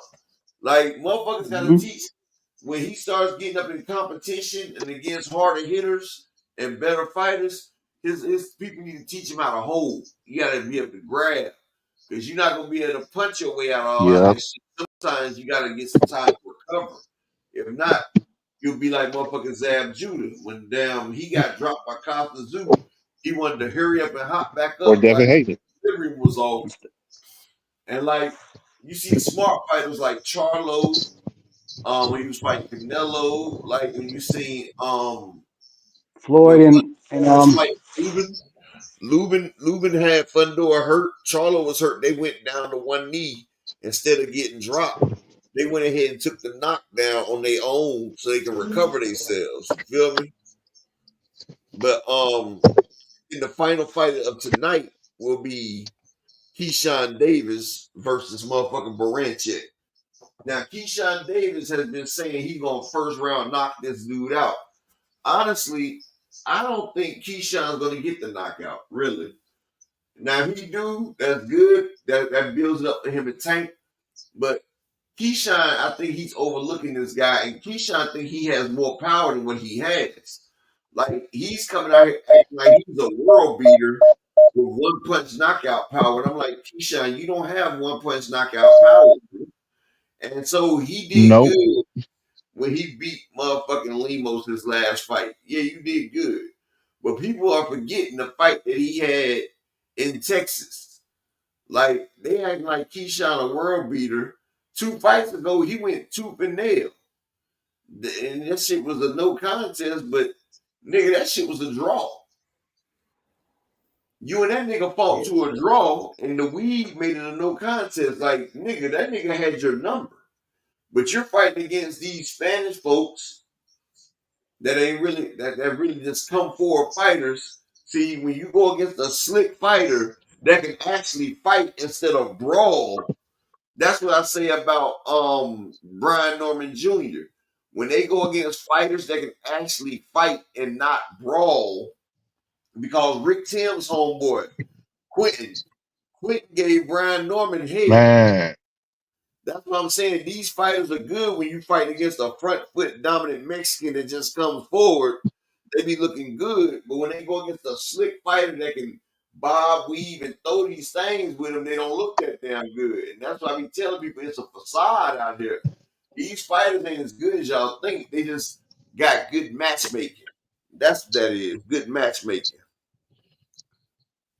And Oh yeah, can I, man. Keyshawn, hold man, like, on 1 second.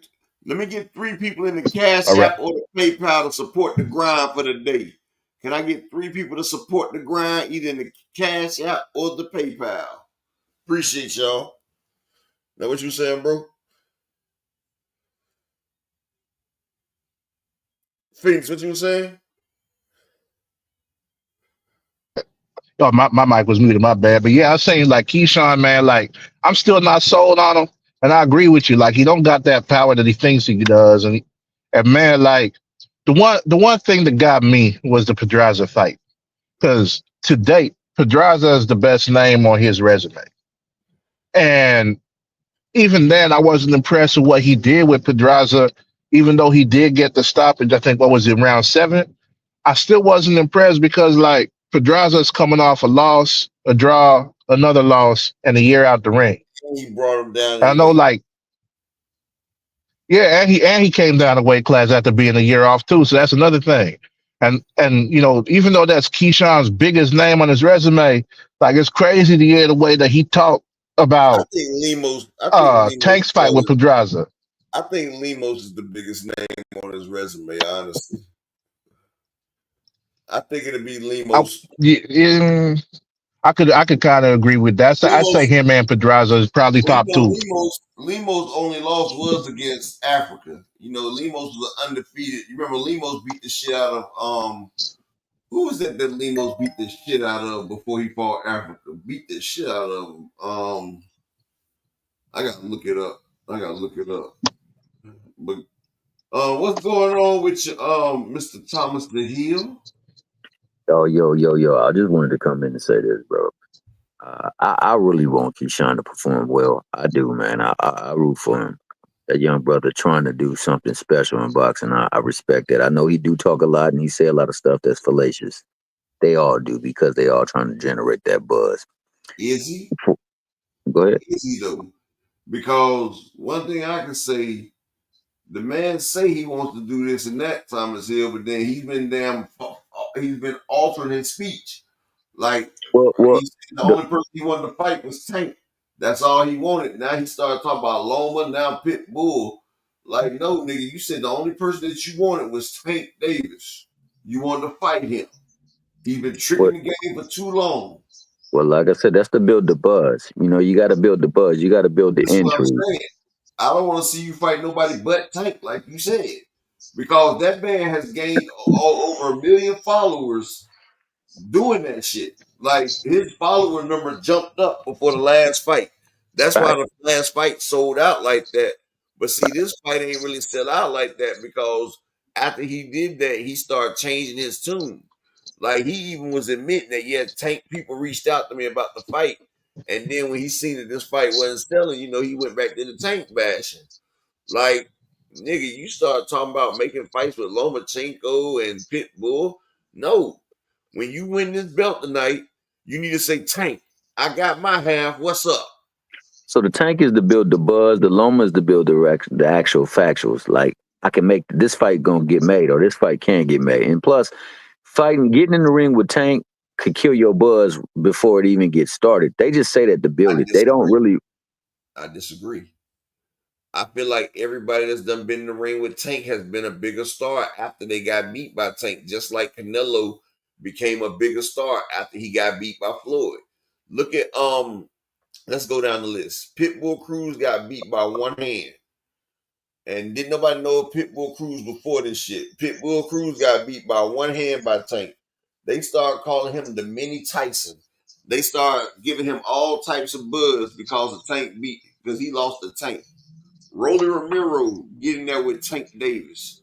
After that, Rolly Ramiro get a title shot, and he wins the title in another division. Ryan That's more. Garcia, Ryan Garcia fights Tank. They do all that. Ryan is a pay-per-view star now. Ryan gets 5 million his next fight, then he gets the chance to fight Devin, right? Then So you let me got ask you this. I hear what you're saying, but do you think the people who've been running their mouth about Tank and the people they want to see, they go in there and they get their ass sparked, that people gonna want to see them? People hardly want to see them now. people still want to see Frank Martin. They still want to They see might Frank want to see Martin. Frank Martin, but I'm saying the ones who've been running their mouth, like running their mouth. Devin Oh, Haney, he you go in know there. what it Because is. I feel like, yeah, because it showed that you had the heart to go in there. And especially if they can make it at least 6-7 rounds. Mario Barrios, after he lost the Tank, he got a Keith Thurman fight for the intern. Lost that fight. Then he got another No, I intern know fight. about that. I'm talking about the dynamic of these Mickey Frickies who he's supposed to be running from. Those people he wasn't running from. These people that he's supposedly be running from. All these narratives these people run with, and they run with themselves until he But check either this out. sends something their way. If he fights Keyshawn Davis, right, that automatically raises Keyshawn's stock up. Like Keyshawn Davis has never made over 100,000 in a fight. You feel me? So if he Oh fights yeah, Tank, no, they gonna make money for sure, he's gonna make 8 figures. He's gonna make no less than for 10 sure. million fighting I Tank. agree with that. So after Yeah. that, after you get put into a different tax bracket, you can no longer be brought down like that. That's why George Kambosos, when he won Undisputed, you see George still getting fights because he attracts a certain name, a certain tax bracket because he was in that situation. Once Keyshawn, like Frank Martin next fight, he's going to get paid. He's going to get paid when he decides to get back in the ring. And he's probably going to be the A side to whoever he fights against, just so he lost to Tank Davis. And what I'm saying is, like, if Keyshawn loses to Tank Davis, boom, he still got motherfucking the IBF route with Lomachenko. Bob Arum pulls some strings. Loma dropped the belt. Keyshawn fights somebody for that belt. might fight motherfucking Mira Tyler for the belt. Or, you got Keyshawn, you can have him press Shakur. Like shit. One thing for sure, two things for certain. He's gonna be a bigger draw, especially if he goes at least 6 rounds with Tank. Because if you can go at least 6 rounds with Tank, then that means you don't win half a fight with one of the pound for pound elites. And see, people put stock on that actually. And shit, Keyshawn loses the Tank, he moves up to 140. He can move up to 140. He can say he was too small at 135, like he was kind of drained, like Ryan did. And then Keyshawn, all he has to do get up to 140. His next fight, it'll be against the name because he just came off doing 8 figures with Tank. So a lot of motherfuckers is gonna want to get him in the ring because they know he's gonna generate some type of buzz. Because even if you the losing side of a pay per view, you still got them eyes on you that's gonna be fresh in a person's head whenever you get in the fight. So people gonna come out to watch that. You feel what I'm saying? Now, I feel what you're saying. I've always said that, Tank make people stars, but I'm thinking about the people who he was supposedly running from, who've been saying, yo, he really don't want to get in there with me. And then he go out there and make them a meme. I think they don't want to take that hit. That's why he ain't trying to get them in now. He's just trying to get the buzz off them now. And then when I get my stuff together, then yeah, I'm going to go in there and get that payday. But that being said, man, what I really came up here for was this. I'm under good advisement that this next fight that for Tank, after that fight, the call out is gonna be somebody who he's quote unquote running from or he need to catch wreck from. So I just want to see that fight. I want to see him dominate. I want to see Keyshawn dominate. I want to see Shakur dominate, and I want to wait to see who he calls out because I got a good suspicion it's gonna be one of them two brothers. Well, somebody told me that it's either gonna be Keyshawn or Shakur. Yeah, that's Like, what I was told. like a nigga told me that Tank is watching all this shit Keyshawn said, and then they said when he came out with that homosexual shit, they said Tank was in there living, and he was like, "Look, I don't care what it costs, I want that nigga head." So Tank wants that nigga right there, dog. You feel me? So hey, you got that Okay, nigga. Hey, Only thing okay. that confused me is the call out for Ryan, though. I mean, Espinoza brought up Ryan, and Tank even brought up Ryan in one of his press conference. Like, how that shit add Could up? have Ryan money at they made the first 147. time. I think Ryan, But that's Ryan more at so 147.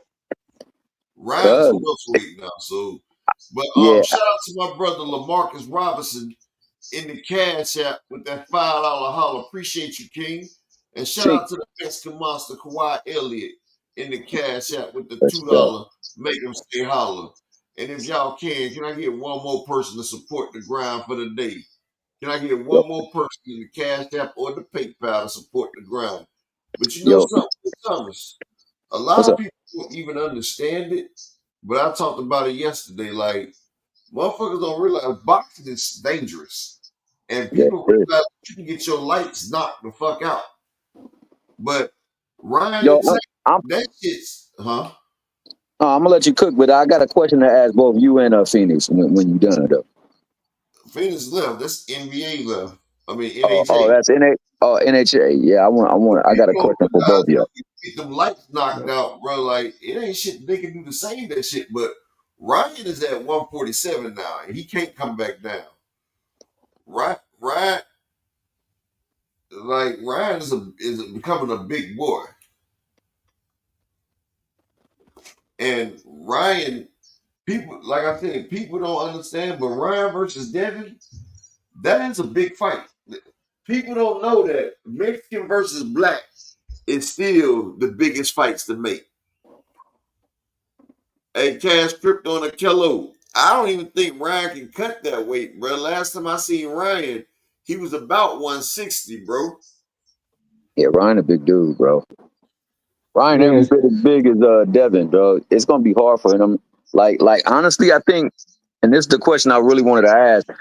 The fighter that just passed away, man, I know he was cutting down to get to a weight. Do you think that a lot of times the damage that these people incurring that weight due to the fact that they cutting down so much weight to get into a class? to I'm fight? glad you said that, Thomas. That's a very educational question, right? Do you remember when Conor Ben and Chris Eubanks was gonna fight, right?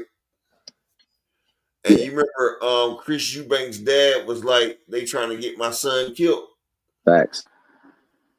because they was trying to limit his rehydration.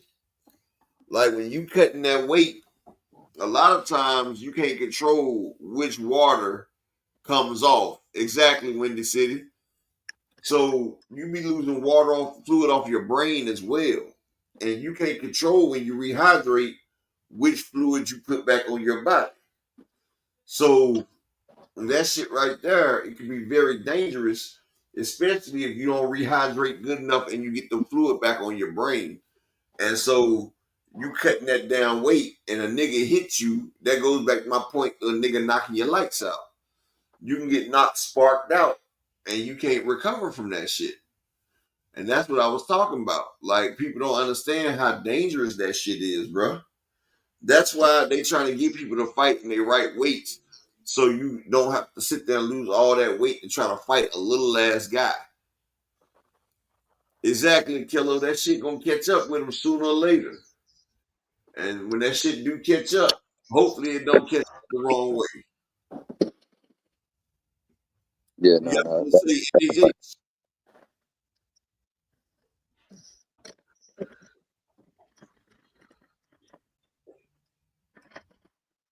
He just came off mute and didn't say that. But yeah, weight loss is dangerous. That's why the WBC is trying to implement that shit. And they got it where they keep track of how much weight you losing per week. So they can make sure you're not losing too much weight too fast. You feel what I'm saying? That's why they have that program where they monitor your weight loss and shit.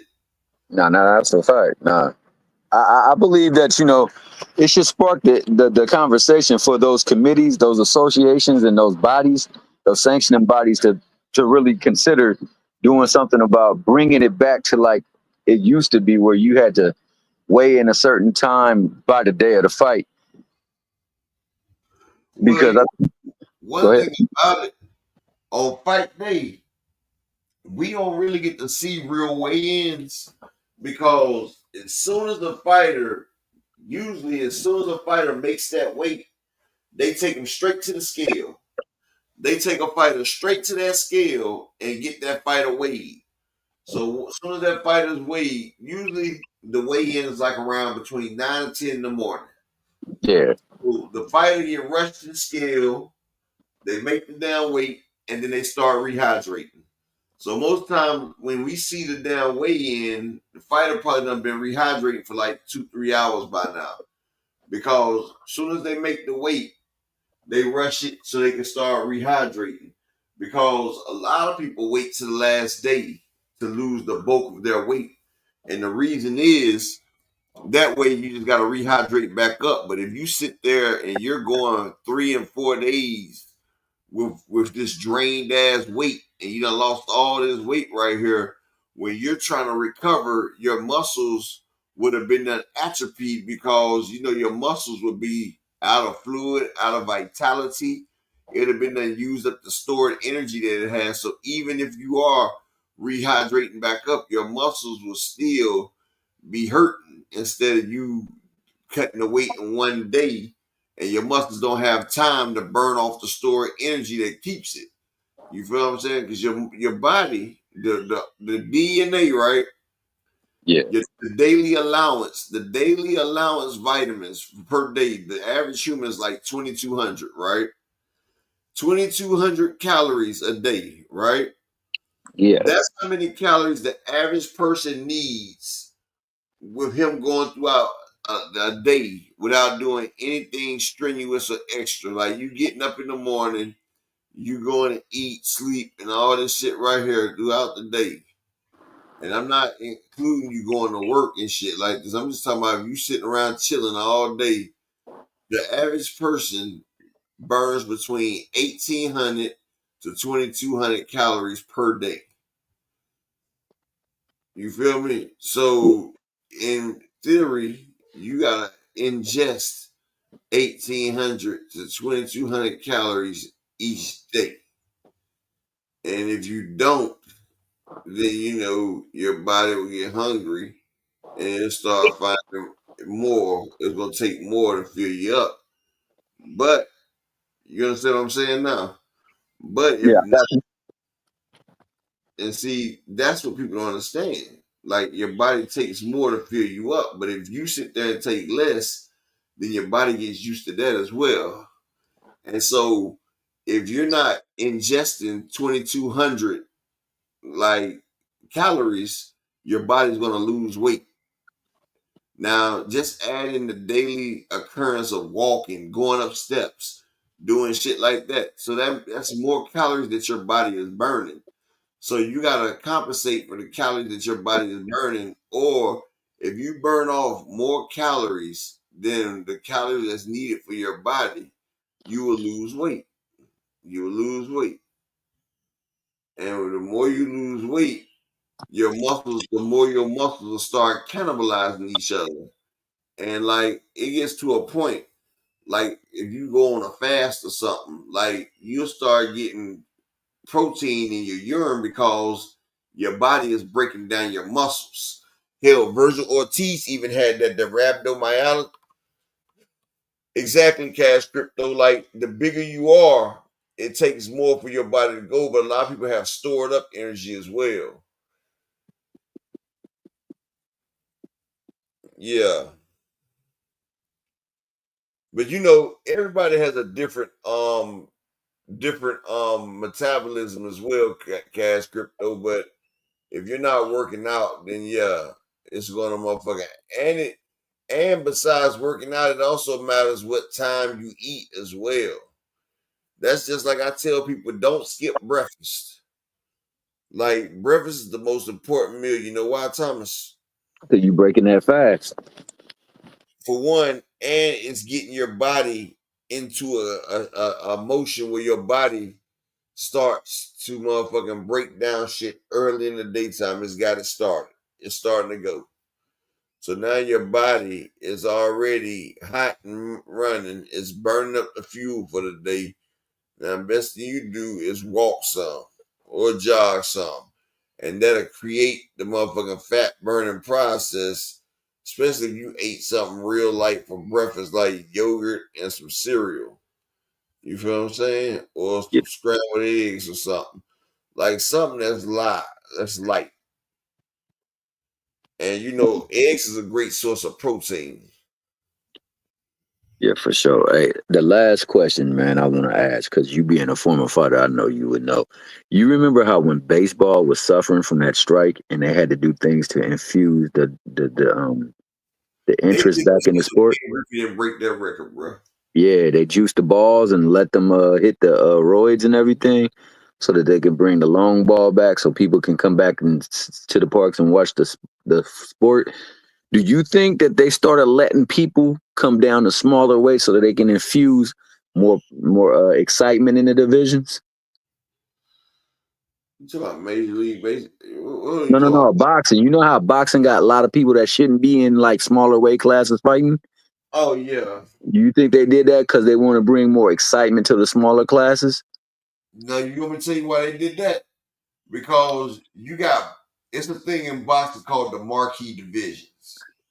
These are the divisions that make the money, like the welterweight. Welterweight is number one, and the Yeah, heavyweight. Usually, it used to be the heavyweight division was the king, but then Floyd brought the welterweight division out. So Floyd and whoever was at the time the heavyweight. Those were the kingpins of boxing. So after you got the heavyweight, see, these are the tiers. You got the heavyweight and the middleweight. That's the top tier of boxing. That's where all the money is, right?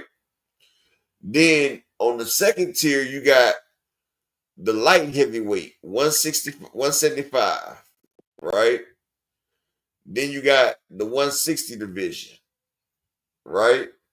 Then you got like the 126, the 122. Then you got the smaller divisions, and then you got the trash divisions like the 140, The 168 used to be a trash division. The 154 used to be a trash division.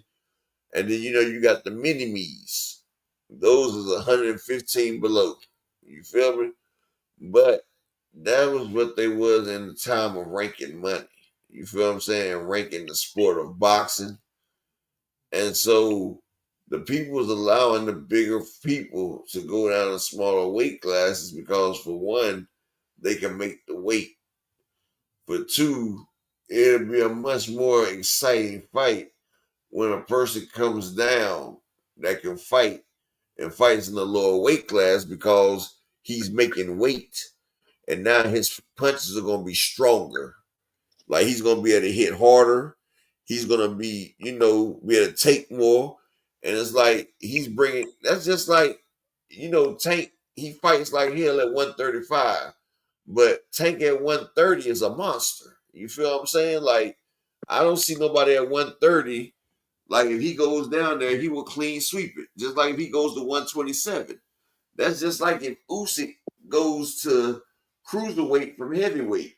Like, you just got to think about it like that, Thomas Hill. Like, motherfucker dropping the division, he's going to be faster. Maybe not faster than people in that division, but he's going to be faster than he was, but he's going to have power. Earl Spence used to do it all the time. Earl Spence was a natural middleweight, and he was fighting at 147. That's why Danny was like, he was so big in the ring like a middleweight. And that's why Earl could break a motherfucker down, because Earl was a lot of power and they compressed the package. You feel what I'm saying? Like, they compressed that package. Yeah, for sure. You say what? Nah, I said for sure. I heard that. Yeah, what's going on, Phoenix? You got something to add in on that one? Oh yeah, I'd come back because I had a phone call and it dropped me Oh, off okay. earlier. But yeah, man. Like on this particular subject, like it's interesting the dynamics of this whole weight thing. Because I mean, you got some fighters that they be fighting in lower weight classes, and they're not necessarily stronger. And it don't help them. And then they move up, and they're not stronger there neither. And Yeah. then they end up stuck between a rock and a hard place, like Devin Haney. That's where I feel he's at right now.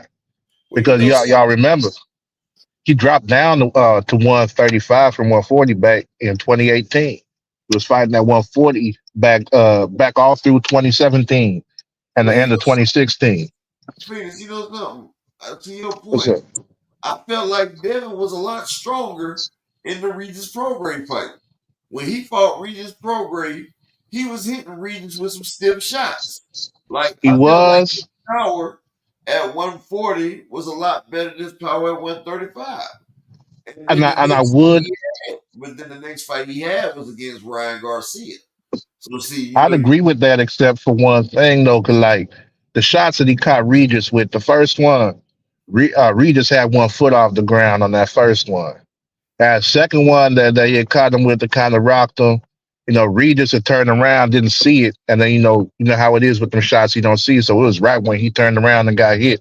So like for me, that's why it's hard to get a gauge on his power, because you got those things in play. yeah. Shout out to my brother Devin Sonier in the cash app with the $5 holler, bro. I appreciate you, family. I appreciate everybody that looks out for the chat.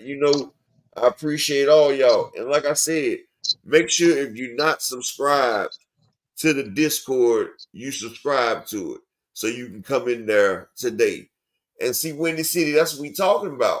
That's what Thomas was talking about. Devin coming down from a bigger weight to fight smaller people. That's what Devin's been doing his whole career. If Devin fought, and we see what happened when Devin fought somebody his size. When he fought Ryan Garcia, it was belt to ass. But everybody else had already been smaller than Devin.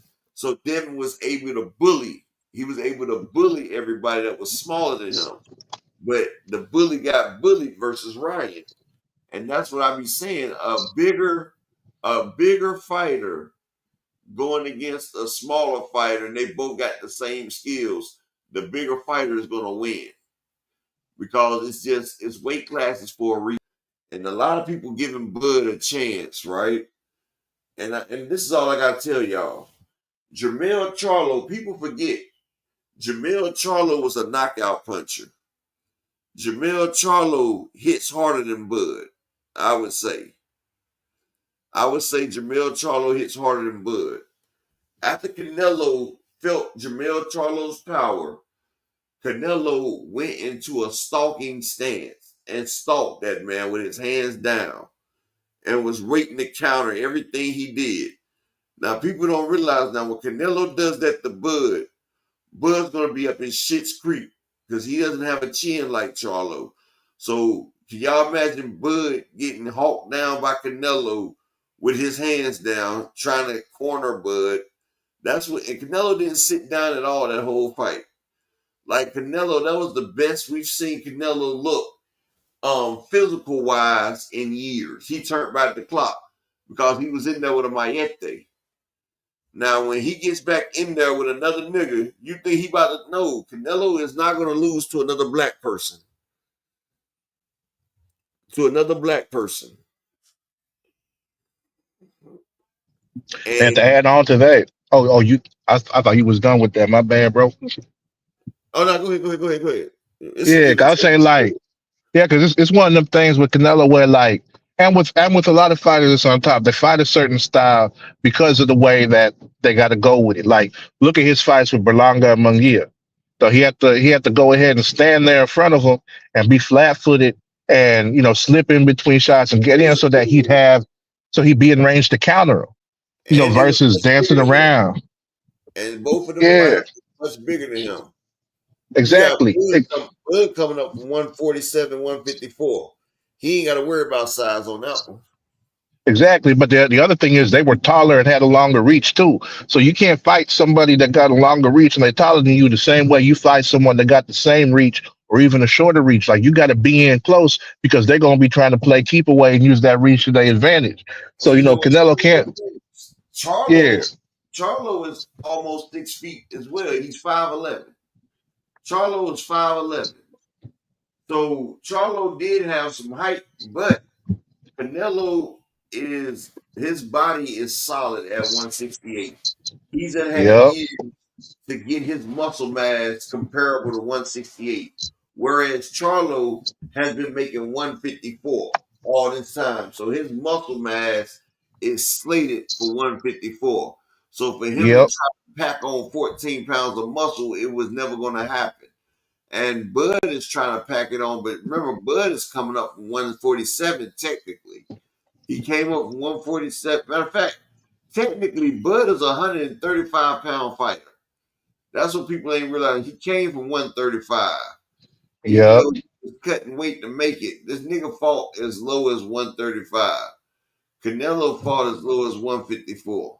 You feel what I'm Speaking saying? of that, Well, the, the, 152. the the other crazy thing, the Hold other on, let's crazy thing is, oh, go real ahead. quick. If Canelo fought at 152, that's the lowest he fought at. And so Canelo, he did this, but each time he jumped up, he gave his body a chance to get there. Like when he went to 160, he stayed there, collected all the belts except for one, and then he moved up again. But see, Canelo was solid. And everybody keep bringing up that Floyd versus Canelo shit. But Floyd and Canelo was the same weight at weigh-in. Like they was at the same division. So Canelo put on that extra weight on fight night, but it wasn't pure muscle. You got to realize they started with the same base. Canelo and Bud don't have the same base because Canelo got a 168-pound base. Bud ain't got 168 pounds worth of muscle no matter what the fuck you say, even though he was weighing 186 the other day. And that's the key. That's what's Exactly, crazy because he's going against pure muscle while you got muscle and fat tissues right there. Not saying the man's fat, but it's not muscle. So if it's not, exactly, it has to be classified as what, Phoenix? exactly. That's exactly what I'm thinking because it's like, okay, people don't realize like how much working out it takes to actually put on pounds of muscle. Like that takes years. Like that, 6 like put, times a year clock- at the most. yeah. So it's like going from 147 up to 168. He's had one fight at 154. Like, y'all really think there's anything he can do naturally to go ahead and put on what 20 more pounds of muscle? That's what he's gonna need. 20 more pounds of solid muscle, not no water weight, not no bullshit. Like that's a big difference. The people hype over how much he can deadlift or the fact that he coming in like weighing at 180 something right now. That don't mean nothing. On top of that, him fighting Canelo, if he's not taking a tune up, that's over a year out the ring. Not everybody is Floyd who could take years off and come back, especially to do that and come back and jump up that far in weight, not Exactly. get acclimated to it, not be able to not to fight and get used to it, having to work on stamina. Like, shoot, your body not being used to that is going to affect you in more ways than one. Those are all things that Bud got to work against, which is why if he were to win, it would be pretty spectacular. But I If just he don't was see to it. win, if he was to win, I would crown that nigga top. He'd be in my top five discussion. I could probably even put him up there over Floyd, honestly, like well up there with him because if he was to go up there and beat Canelo, like that man has fought from 135 all the way to 168. People don't realize that's a huge feat right there. Winning Oh belts, yeah, yeah, winning belts from all that. You got to give credit where credit is due. But one thing about it, one thing about it. We seen Bud at 154 with Majimov. And and it Majimov is wasn't that impressive. and Majimov is built like Canelo, but just not as impressive. You feel me? So Majimov, he decent. You feel what I'm saying? But well, I ain't gonna say he decent. I'm gonna say he's an exceptional fighter, but he's not Canelo. And Majimov was able to sit there and stick you and stick you. Majimov was Shoot, able to take your shots. He ate your punches. Now, Majimov doesn't have a quarter of the chin that Canelo has. So if Majimov ate your shit, like I said, Canelo's gonna drop his guard, like he did with Charlo, and he's about to hunt you yeah. down. Canelo is not about to play with Bud. What he's gonna do, he's gonna get in there and he's about to rush. Yeah, that snack pack working though, Justin. I believe you, my brother. I believe you. But yeah, Canelo's gonna hunt that nigga down, and Canelo's gonna get that nigga what for and what it is. He's about to hunt that man down. There's no other way around it. Canelo is not about to lose to another black fighter. No, that, that I know that's something that haunt him. Ever since what happened with Floyd, Yeah. and even Lara, I still think that one was a rapper. But shoot, this Bud fight. Another thing about the punching power in Canelo's chin. I mean, shoot, y'all really think that uh the way that Canelo was eating Golovkin shots, y'all think Bud hit harder than Golovkin? Not just Triple G, but Triple G, Danny Jacobs, Yep. Sergey Kovalev, Dmitry Bivol. Like Uh huh. he took Kovalev, Bivol, Triple G. He took shots from Jaime Munguia, Edward Berlanga, motherfucking Cotto. Like Canelo has taken fucking shots, dog. Bud don't Oh hit. yeah. Bud doesn't hit like none of them dudes right there, bro. And the fact that people want to act like that's something that's a big possibility. Like they really banking on it. Like they really think that Bud weighing in at 180 and all this and that is deadlifting up because he knows how to wrestle. They think all of that. Like wrestling don't He even gonna matter wrestle. because Canelo ain't a fighter that clinch. He gonna It's not wrestle with like sleep. Tyson Fury. He gonna wrestle with sleep. I'm gonna tell him like this: go back and look at Bivol versus Zerto. Zerto and Bivol fought at 175. Zerto came into that fight 228, and Bivol punished that nigga, dog. That was He that fight that Bivol had before the first Better BF fight, right? Nah, that was the fight Or Bivol wait, had after he beat Canelo. Zerto Ramirez was the first fight afterwards. That was that dude that he stopped, wasn't it? Nah, you Or nah? I don't did he stop Ramirez? Let me check real quick, but I know I think it was the fight that Bivol had right before the first Beterbiev fight, if I remember correctly. hold on, let Or me I don't know, because I don't know if he had one or two fights after Canelo, but one of those. But if it was two, I'm about to find out real quick because I want to know as well. I want to know as well yeah, but he did stop the dude though. because I remember that shit, and I was like, Zerto came into that fight heavy. Yeah, he got the unanimous decision over Zerto. Zerto was 44-0, and he came in and he fought him right after Canelo and beat him. Then he beat Lyndon Ofter. Then he knocked out the undefeated Malik Zanad. That's who you talking about. And then Okay, okay, yep. he lost to Berteriev after that. But yeah, Gilberto Ramirez was undefeated. And that man got beat 118 to 110, 117 11, 117 11. Like that shit was the belt to ass. It wasn't even close. Now he didn't stop from playing at 619. But yeah, Bud Crawford, he's going against something strange. And that's why I'm glad motherfuckers getting this fight so they can see that his weight class is for a fucking reason. And I just hope all the Bud motherfucking fans is online and they're there to see this because people forget that before the Charlo fight, Canelo was training his ass off and he was making it seem like he wasn't training, remember? Everybody was like, man, Canelo Oh ain't yeah, even trained for this fight. But Canelo came in there the best shape that he's been in.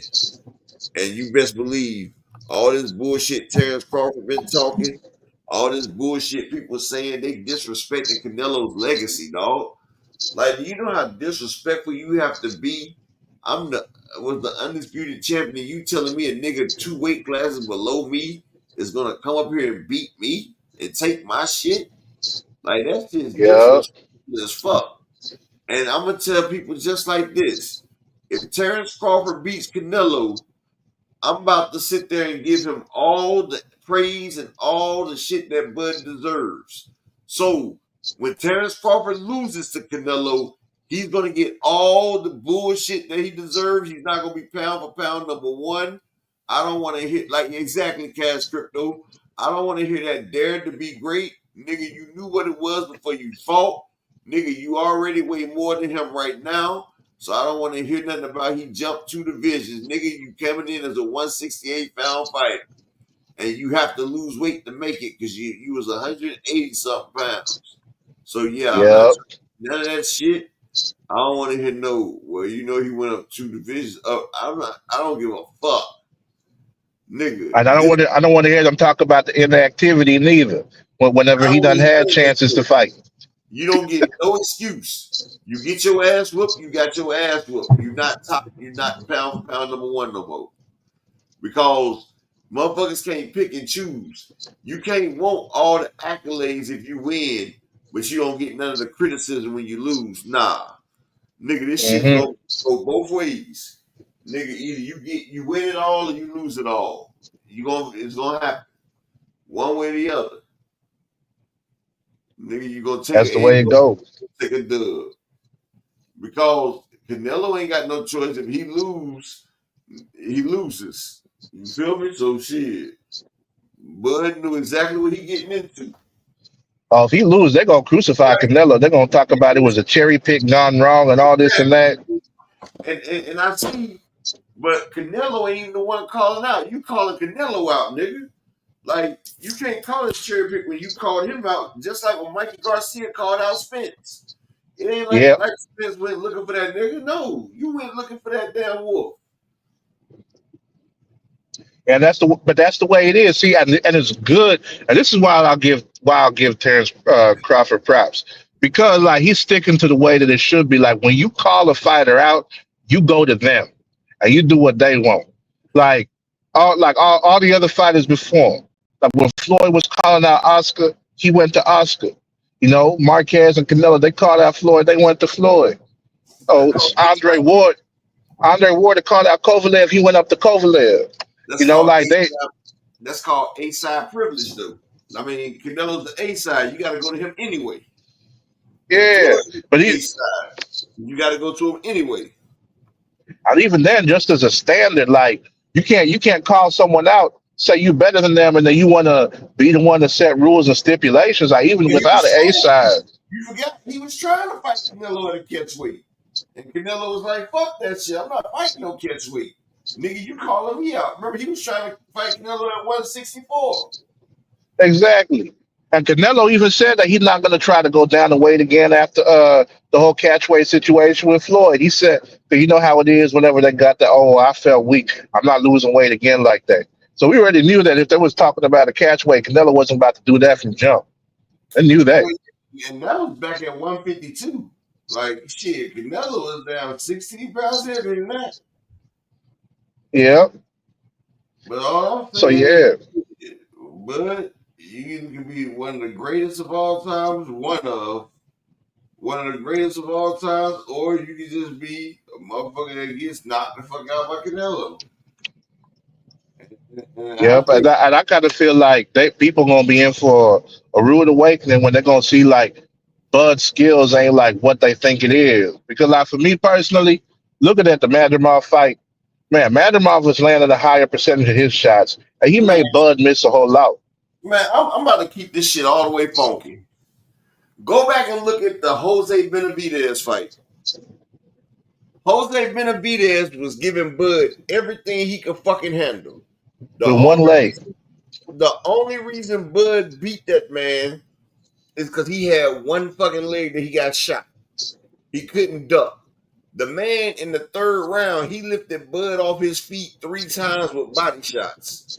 The man was outgunning Bud. Like if that nigga was 100%, he would have beat Bud. Like he was an undefeated fighter. I think he was 27-0 when him and Bud fought. But like I said, if Jose Benavidez would have never got shot, Bud don't win that fight. He doesn't. And see, Gamboa rocked him. Mean Machine dropped him. Them people don't hit an iota like Canelo. And see, people are going off of Bud because of the performance he had against Earl Spence, who was on painkillers with broken ribs, who had been fighting in a Right? damn weight class that he shouldn't have been in 3 years too long. Now, And coming off another car wreck too. exactly, that's what I said with broken ribs from that car wreck. Now y'all about to see Bud on a platter with a motherfucker who has just everybody talking about Bud's skills are so higher than Canelo's. So I don't want to hear shit when Canelo makes that shit look easy, and he's gonna make it look easy. He's gonna come in there, and he's not even about to play with Terrence. It's not about to be no type of song and dance. This shit about to be Mexican style, and he's gonna force his will upon Crawford. Crawford, he's going to try to move. He's not going to be able to move. Canelo going to show you what a great fighter does. A great fighter comes in there and changes the game up. And that's what he's going to do. He's going to force Bud to have to fight the way he wants to fight. And he's going to walk that man down. He's going to put pain on Bud. And people know Bud can't take a punch. So he's about to be getting hit by one of the hardest hitters at 168. Motherfucker that dropped Berlanga, the same motherfucker that dropped motherfucking Mugia, Canelo And Charlo. and Charlo. Canelo dropped shit now. You know what I'm saying? He just ain't got he just loses his motherfucking power later on in the fight. But Canelo, he does his fucking duck this. The motherfucker can't take shit away from Canelo. Canelo does what he do, how he do, like he do it. You feel me? Yep, and Canelo is one of the most accurate punches too. The other thing is Bud's defense, not just the skills. The defense ain't what people think it is. Because he's there to be hit. Like, shoot, ain't no reason why. Like with Madrimov, I forget what round it was, but I know you probably seen the highlight. Caught him with 5 straight rights in a row. Caught him 2 to the head, 1 to the body. Caught him with another one, another 2 up top, all within 1 minute, within 60 seconds. he was catching Bud with the straight right all night. Like he was using it damn near like a jab and catching Bud with like Bud couldn't do Yeah. nothing with that. And so like the fact that people are seeing stuff like that and still thinking like, yo, he's getting touched up. How many of them shots he gonna be able to eat like that up at 168? You know, especially when he's not gonna have the stamina that he normally used to have. That's another thing that people ain't considering. And then the fact that Canelo be throwing body shots. Like he sit down in them shots throwing with bad Yeah. intentions. He's down them body shots. Let me answer this. Mr. Pride, you say why upper mention Bud at 135-pound fighter, given he hasn't competed at that weight since 2013. All right, so Mr. Pride, that shows that you really don't be paying shit that I be attention to shit I be saying, my brother. What I said is, Bud started off as a 135-pound fighter. Now, what makes it relevant and the reason why I mentioned it is that every fighter has a ceiling. Like, your power and your chin can only carry so far. Now, what I'm saying is Bud started his career at 135. So that means Bud has came up from 135. He's done came up. That's 1, 2, 140, 147, 154, 160, 160. That's 6 divisions. Now I put it out there because I'm saying, are you saying that his power is going to jump 6 divisions? This is what I'm saying. So his power can jump 6 divisions. That's what I'm saying. So they want us to say that his power is going to jump up 6 divisions. Now, do you understand what I'm saying when I say he started off at that weight class? What I'm saying is power carries, but it only carries so much.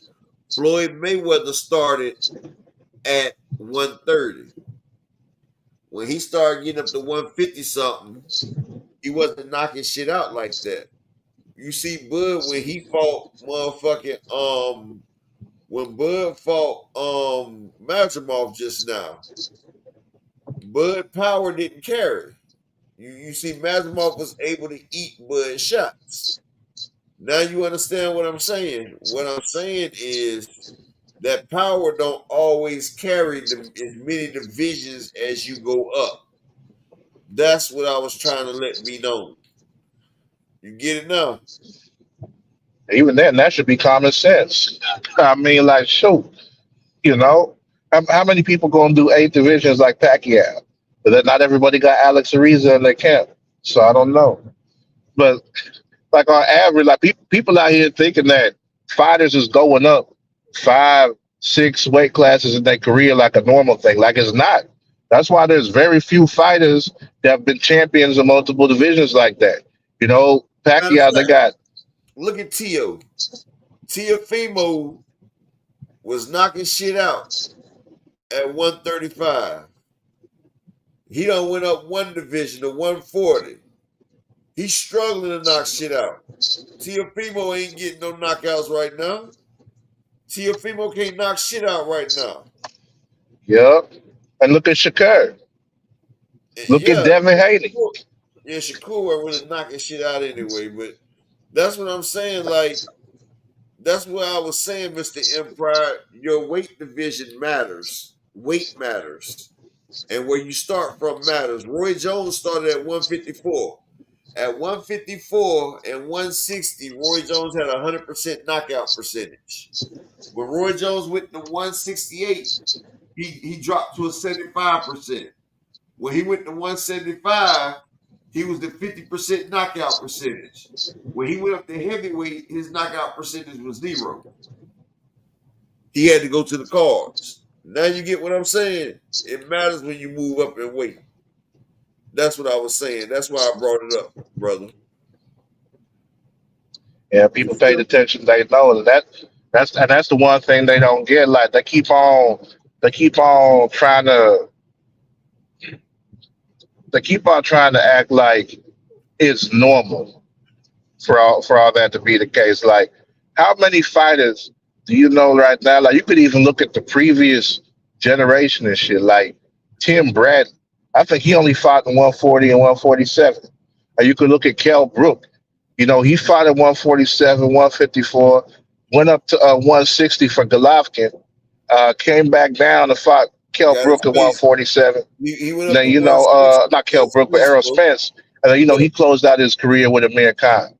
yeah. You He know, went up to even Amir 160, Khan, what he started at 135. I remember he had his fights at 140, 140. 147. He started at 140. Okay. Yeah, then 147. He had his fight with Canelo at 160, got slept, and came back down. So it's things like that that matter. And like, looking at Amir Khan as an example, the fact that he was getting put to sleep by people smaller, you know, getting some more weight that may or may not help your chin, but like what it comes down to is, sure, you get hit with a shot that causes your brain to rattle up inside your head. That's why you get knocked out. So if you're getting rocked like that by smaller people, like you definitely gonna feel that whenever it happens from you definitely gonna feel that. So that's why for me, this jumping up however many weight classes, like Buzz gonna have to just not get touched. But we see he can get touched. That's one thing that people keep on forgetting about boxing. Like you look at people like Pernell Whitaker, Floyd Mayweather, some of the greatest defensive fighters, even Roy Jones in his prime with his reflexes. Like there's no fighter that goes through an entire fight and don't get touched. And if you're getting Exactly. touched by somebody that's hitting you, like you're gonna feel it and it's gonna weigh on you. Like it's gonna have an effect.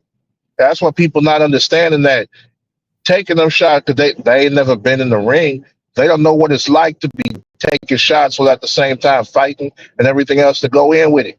Especially when you got to fight harder than what you used to try to keep a guy off because Bud can't afford to try to, box on the back foot and not sit down on his shots because he's going to have to hit Canelo with something that make him think twice about trying to walk in on him and do his thing.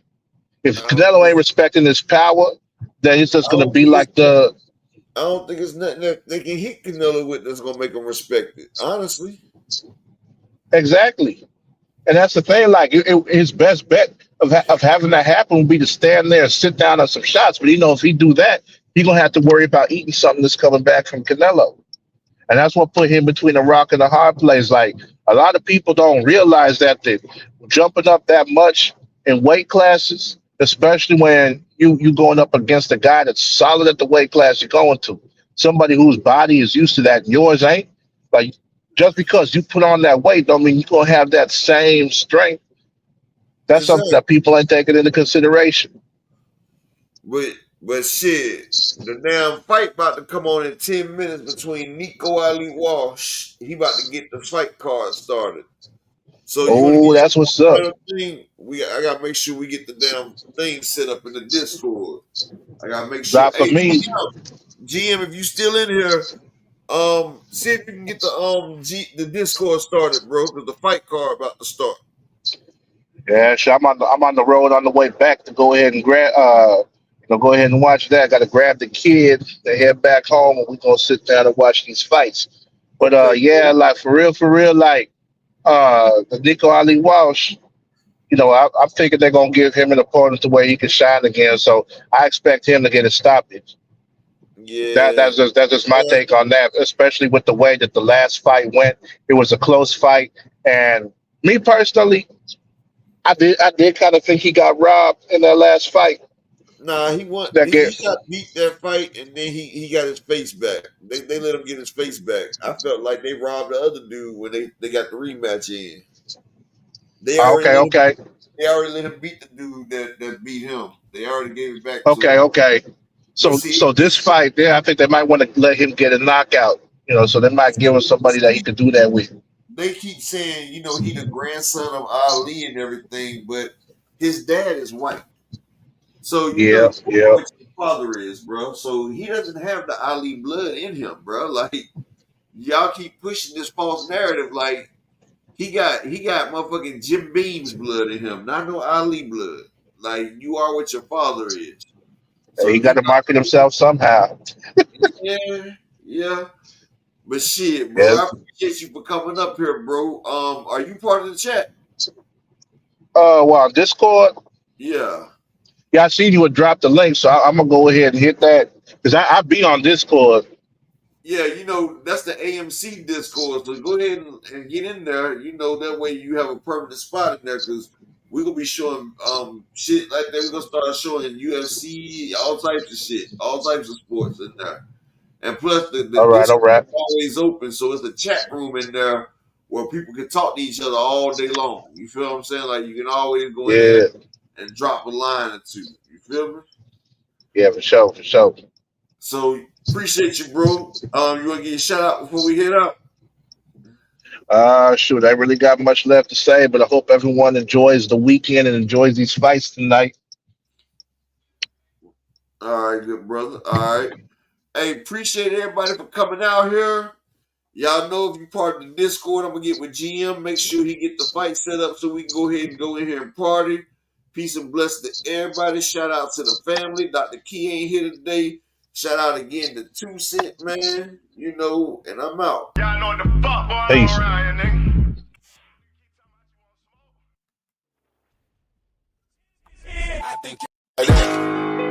They want that smoke, bitch, I got it for 'em. They want that smoke, bitch, I got it for 'em. They want that smoke, I blow it. They call me Sunny Monster for a reason. I'm really dripping, leave a nigga bleeding. I get to squeeze and leave a nigga.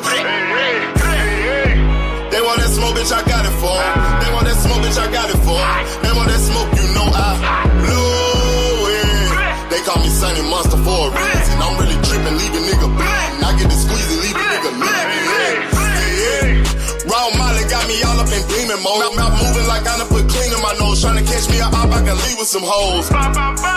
He standing straight up, watch I make him lean with this pole. Would've thought he was closed, how that heat made him fold. Thought it was a game, he won't think no more. His brain's gone, nigga. It be exciting when I get to striking. Guns sound like thunder, hit you like lightning. Fight for your life, we don't do no fighting. We really hit it, nigga. We worse than savage, they calling us Vikings. Police be riding, we still be sliding. Told you we hitters, remember the time. They want that smoke, bitch, I got it for 'em. They want that smoke, bitch, I got it for 'em. They want that smoke, I blow it. They call me Sunny Monster for a reason. I'm really dripping, leave a nigga bleeding. I get to squeeze and leave a nigga bleeding. They want that smoke, bitch, I got it for 'em. They want that smoke, bitch, I got it for 'em. They want that smoke, I blow it. They call me Sunny Monster for a reason. I'm really dripping, leave a nigga bleeding. I get to squeeze and leave a nigga bleeding. How about I leave them holding like the Bible? AR-15, that's a high-power rifle. A in the army and assassinate rivals. Break that shit down, nigga. AK or anybody kill. Hop out, get the drilling and spilling. Stay on point 6-2, gon' split 'em. FN, that's for any fuck nigga. You a plug, then I'm pulling up, nigga. You my lunch, eat these bullets for dinner. 5.0, eat 'em up, eat 'em up. SK, smoke killer for show. Drum rounds and cripple off straight go. I got them all, you don't want no. I got all those shit, nigga. They want that smoke, bitch, I got it for 'em. They want that smoke, bitch, I got it for 'em. They want that smoke, I blow it. They call me Sunny Monster for a reason. I'm really dripping, leave a nigga bleeding. I get this pussy, leave a nigga bleeding. They want that smoke, bitch, I got it for 'em. They want that smoke, bitch, I got it for 'em. They want that smoke, I blow it. They call me Sunny Monster for a reason. I'm really dripping, leave a nigga bleeding. I get to squeeze and leave a nigga bleeding. Y'all know what the fuck going on around here, nigga. Y'all nigga keep talking about you want smoke. You can't catch me on social media, my nigga. I'm in the street with it, you dig?